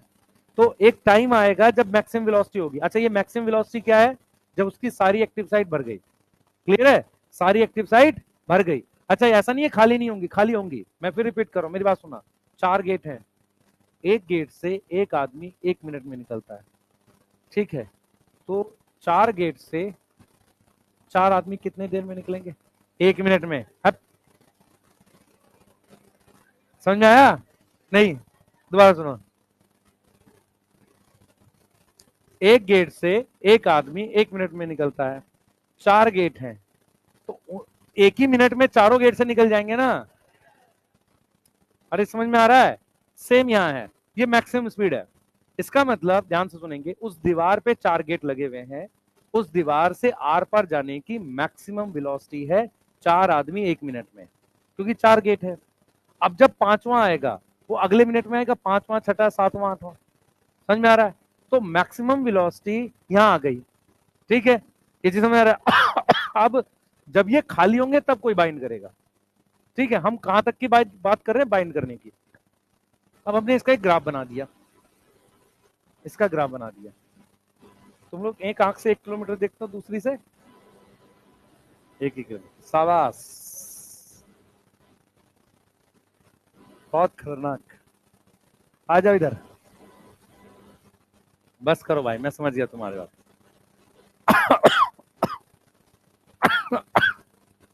इधर देखो, इधर देखो भाई, इधर देख लो, इधर ध्यान दो। यहाँ वेलोसिटी है, यहाँ क्या है? इस एक्सिस पर क्या है? एंजाइम वेलोसिटी, सही है? और इस एक्सिस पर क्या है? Substrate concentration. दिख रहा है सबको? अब ग्राफ देखो कैसे जा रहा है। ग्राफ जा रहा है ऐसे, जैसे जैसे मैं सबस्ट्रेट कंसंट्रेशन बढ़ा रहा हूं, एंजाइम वेलोसिटी बढ़ रही है। जैसे जैसे मैं सबस्ट्रेट कंसंट्रेशन बढ़ा रहा हूं, एंजाइम वेलोसिटी बढ़ रही है। फिर ये ग्राफ ऐसा हो गया। यस, ये ग्राफ कैसा हो गया? ऐसा हो गया। ये दिख रहा है सबको? क्लियर है? ये ग्राफ हम लोग ऐसे ले जाके ऐसे ले जा सकते हैं कांस्टेंट पे। यहां तक समझ में आ गया? अब ये जो वेलोसिटी है, ये जो वेलोसिटी है, ये मैक्सिमम वेलोसिटी है, इसको वी मैक्स कहते हैं। वी मैक्स ये कंडीशन है जिसमें सारी एक्टिव साइट भर गई। बोलो, वी मैक्स यही कंडीशन हो गई ना, जिसपे सारी एक्टिव साइट भर गई। तो देखो हम क्या लिखेंगे? हम लिखेंगे वी मैक्स। वी मैक्स क्या है? वी मैक्स है मैक्सिमम एंजाइम वेलोसिटी। एंजाइम की क्या है? मैक्सिमम वेलोसिटी है सारे एंजाइम्स की मिला के। इस पे सारी एक्टिव साइट भर जाएंगी। इस पे क्या होगा? All active site occupy, all active site occupy. इसका मतलब सारे एंजाइम मैक्सिमम काम कर रहे हैं, सारे गेट में से लोग निकल रहे हैं। इसी समझ में आ रहा है? इससे ज्यादा वो नहीं होगा। अच्छा, अब क्या होगा? अगर मैं एक बार once V max is achieved, एक बार वी मैक्स आ जाए, अचीव्ड हो जाए, further increase in substrate concentration, कोई फर्क नहीं पड़ेगा। Further increase in substrate concentration, कोई इफेक्ट पड़ेगा कि नहीं? नहीं पड़ेगा, नो इफेक्ट। किस पर इफेक्ट नहीं पड़ेगा? Enzyme velocity. यहां तक कोई डाउट है? बोलो, ये समझ में आ रहा है? बताओ जल्दी से, ये ठीक है? अब जरा आगे चलते हैं। अब हमने क्या देखा बेटा? हमने देखा, ध्यान सुनेंगे, हमने देखा क्या हम वो सबस्ट्रेट कंसंट्रेशन निकाल सकते हैं जहां वी मैक्स आए। देखो, ये लाइन यहां से भी मिल जाएगी, यहां से भी मिल जाएगी, और यहां से भी मिल जाएगी। मैं कोई सिंगल वैल्यू निकाल ही नहीं सकता जिस पर वी मैक्स आया, क्योंकि लाइन ऊपर जाके ऐसे कांस्टेंट हो रही है। सही है? ऐसा सीधी जाके सीधी नहीं हो रही, ऐसे घूम रही है, तो मैं कोई सिंगल वैल्यू निकाल नहीं सकता। तो फिर मैंने एक तरीका निकाला। एक काम करते हैं, जो वेलोसिटी है ना, इस वी मैक्स की यहां आधी ले लेते हैं, ठीक है? आधी पर तो ये स्ट्रेट लाइन थी, तो मैं क्या करूंगा, इसको ले जाकर यहां जोड़ दूंगा। तो मेरे पास यहां पर एक वैल्यू आ जाएगी सबस्ट्रेट कंसंट्रेशन की।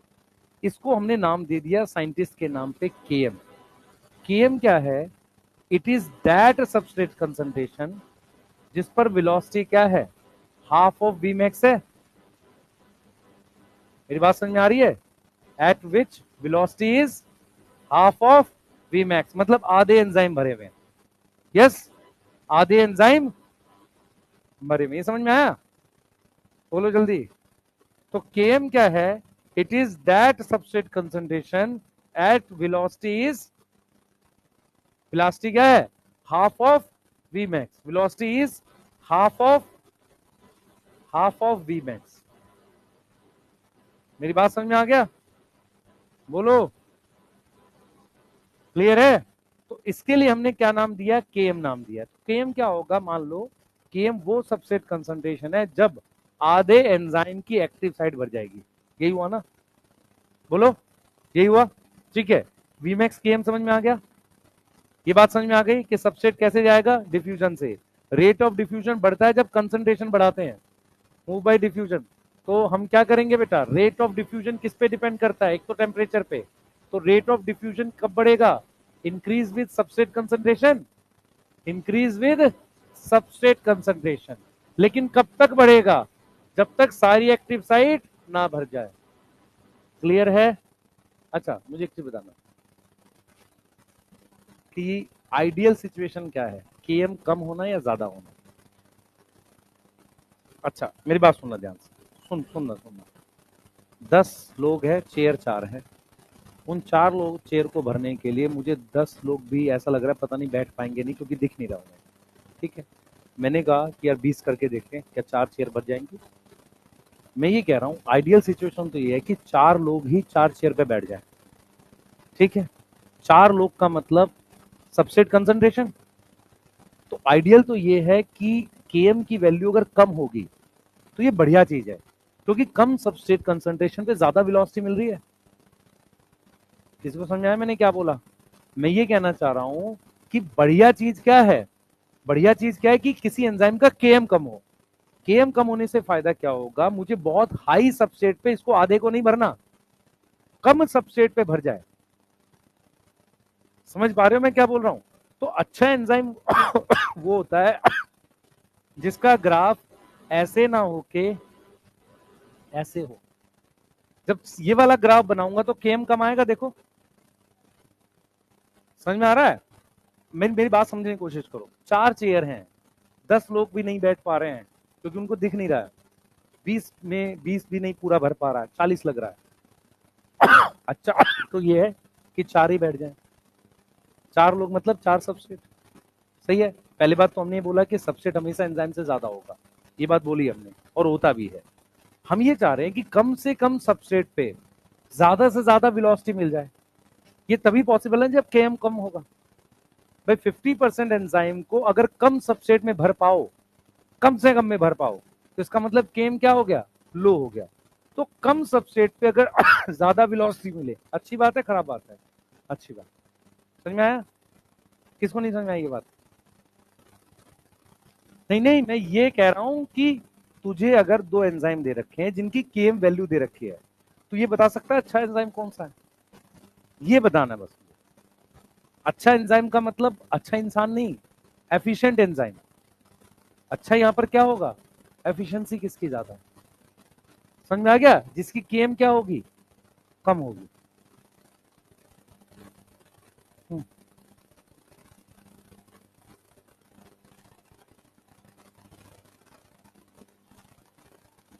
ठीक है। सारा सबसेट नहीं बाइंड करेगा। मेरी बात सुन, सबसेट है, एंजाइम पे बाइंड कर रहा है अभी जो भी सबसेट कंसंट्रेशन है। ठीक है, सारी एक्टिव साइट भर नहीं पा रही है।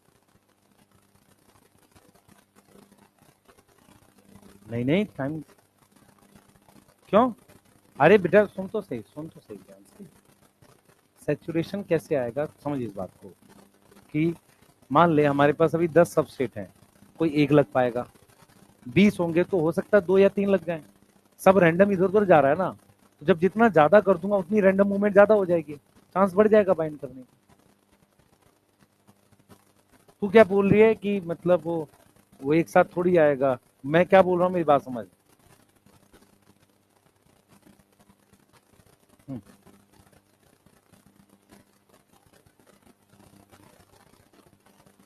समझ नहीं रही तो मैंने क्या बोला। तो वो केस है, वो केस है जब 4 एंजाइम हो 6 सबस्ट्रेट हो। हम पहले ही लेके चल रहे हैं 4 एंजाइम है 4000 सबस्ट्रेट है, तो एंजाइम तो कभी खाली होगा ही नहीं। लेकिन 4000 सबस्ट्रेट और 8000 सबस्ट्रेट में फर्क क्या होगा? जल्दी कब भरेगा? जब 8000 होगा। समझ इस बात को मैं क्या बोल रहा हूँ? ठीक है। एनिमल मूवी देखा था? नहीं, किसी ने देखा? वो बंदूक चला रहा है, इतना सारा गोली चला रहा है एक साथ, तो 2 चलाएगा तो 2 में से किसी एक को लगेगा। वो इतना गन चला रहा है वो, हाँ लगेगा ही। अब वो सारी छोड़ दो, मैं क्या बोल रहा हूँ, मैं क्या बोलना चाह रहा हूँ आपको। आप क्या बोल रहे हो? आप ये कह रहे हो कि ये लग के हट जाएगा सारा एक साथ में। मैं क्या बोल रहा हूँ, मैं कह रहा हूँ ये इतना ज्यादा है कि हटते ही कोई लग जाएगा, ठीक है। लेकिन ये लगने की स्पीड कब ज्यादा होगी? जब आसपास बहुत सारे सबसेट होंगे। ये समझ में आई है बात? बोलो भाई, ये समझ में आ रही है मैं क्या बोल रहा हूँ? जितना ज्यादा सबसेट होगा उतना चांस ऑफ बाइंडिंग बढ़ जाएगी, क्योंकि सबसेट कैसे जा रहा है? डिफ्यूजन। डिफ्यूजन एक रैंडम प्रोसेस है। डिफ्यूजन कब ज्यादा होता है? जब सबसेट की कंसंट्रेशन ज्यादा हो। समझ में आ रहा है? आइडियल मैं ये कह रहा हूं, बेस्ट तो ये है कि कम से कम सबस्ट्रेट में आ जाए उतनी स्पीड।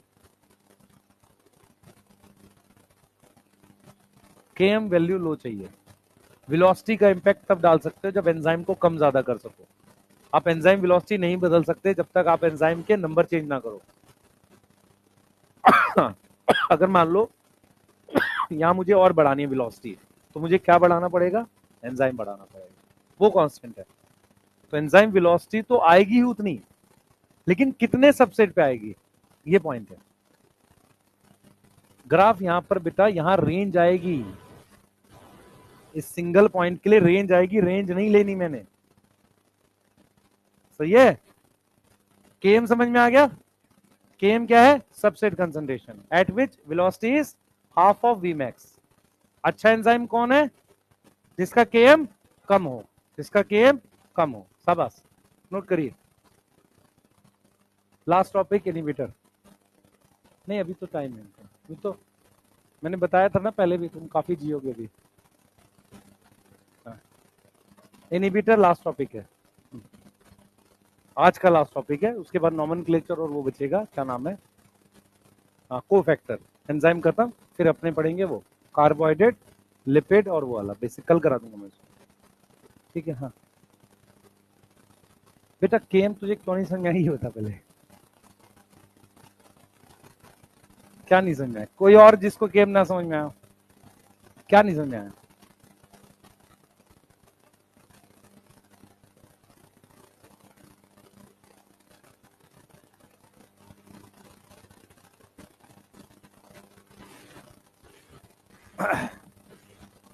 इधर देख,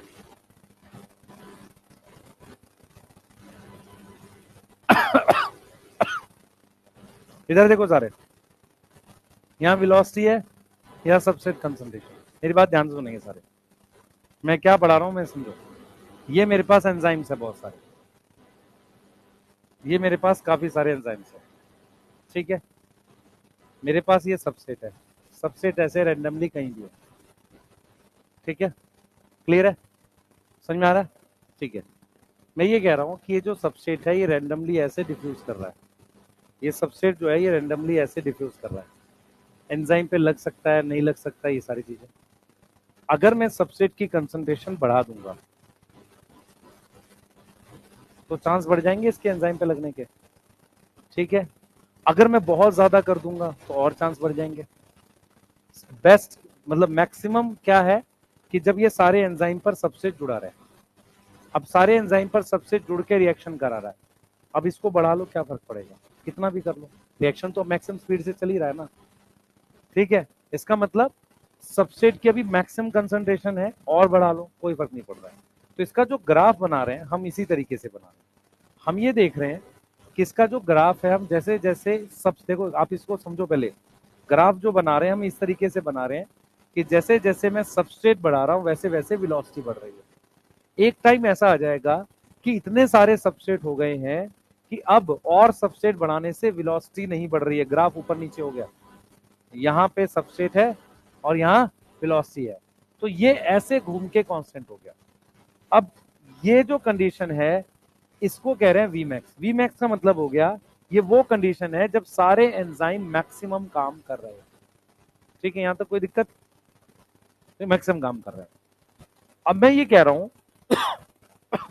क्योंकि ये लाइन ऐसे घूमी है, ऐसे यहां भी वीमैक्स आ सकता है, यहां भी आ सकता है, यहां भी आ सकता है, यहां से जब जोड़ोगे। ठीक है, तो मैं कोई सिंगल वैल्यू सबसेट की नहीं निकाल पा रहा हूं जिसपे वीमैक्स आया, नहीं निकाल पा रहा हूं। तो एक काम कर लेते हैं, क्यों ना हम हाफ पे निकाल लें। तो यहां पर मेरे पास क्या आ गया, half of VMAX. Half of VMAX का मतलब है कि मेरे पास ये 50% एंजाइम, 50% एंजाइम जो थे, मान लेते हैं 50% एंजाइम, जैसे इन 3 को ले लें या 2 को ले लें, ये 50% एंजाइम कितनी कंसंट्रेशन पे बड़े बड़े हुए थे, तो डेफिनेटली ये कंसंट्रेशन कम होगी। डेफिनेटली ये कंसंट्रेशन क्या होगी, कम होगी, जब जिसपे ये भरा रहा होगा कम होगी ना। तो वो कंसंट्रेशन हम कैसे निकालेंगे, यहां से तो स्ट्रेट लाइन ड्रॉ कर सकते हैं, यहां पर आकर इसको हमने केएम बोल दिया। तो केएम इस वाले एक्सिस पर है, तो केएम वो सबसेट कंसंट्रेशन है जिसपे वेलोसिटी इस वी मैक्स की आधी है। सही है, मतलब आधे एंजाइम भरे हुए। यहां तक कोई दिक्कत है किसी को? यहां तक ठीक है। अब मैं ये कहना चाह रहा हूं आपको कि मेरे पास 2 एंजाइम है, एक ये है और एक ये है। इस पे और इसमें ये इस वक्त केएम की वैल्यू है दोनों की। यहां पर 4 सबस्ट्रेट में केएम आ जा रहा है, मतलब 4 सबस्ट्रेट में इन दोनों में से एक भर जा रहा है, इसमें इतने वाले पर एक भर जा रहा है। अच्छा क्या है कि जब कम सबस्ट्रेट पे भर जाए, तो इसका मतलब ये हुआ कि अच्छा एंजाइम वो है कि एक मैंने ग्राफ ये बना दिया तो इसका केएम यहां आएगा, एक ग्राफ मैंने सेम वेलोसिटी का यहां बना दिया ऐसे, इसका केएम जो है वो यहां आ रहा है। तो यहां जो केएम आया और यहां केएम आया, ये लो आया। अच्छा एंजाइम वो है जो कम सबस्ट्रेट पे ज्यादा वेलोसिटी दे दे। मेरी बात समझ में आ रही है? बोलो।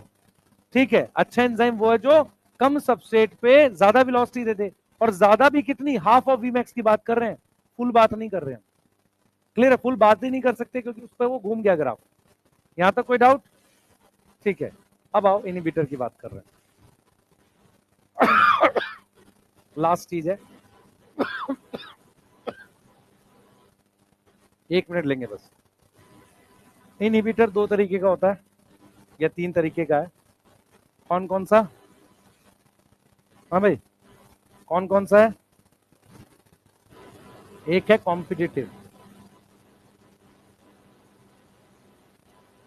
एक है नॉन कॉम्पिटिटिव। चलो कल कर रहे हैं, तो नहीं तो उसमें नहीं आएगा, छोड़ दो, कल करेंगे इसका। पर ध्यान रखना ही आज वाले से लिंक है, आप रोने लगोगे नहीं तो। कल पढ़ के आना और टाइम से आना, ठीक है? कल खत्म करेंगे चैप्टर को भाई, जो कितना खुश हुआ है।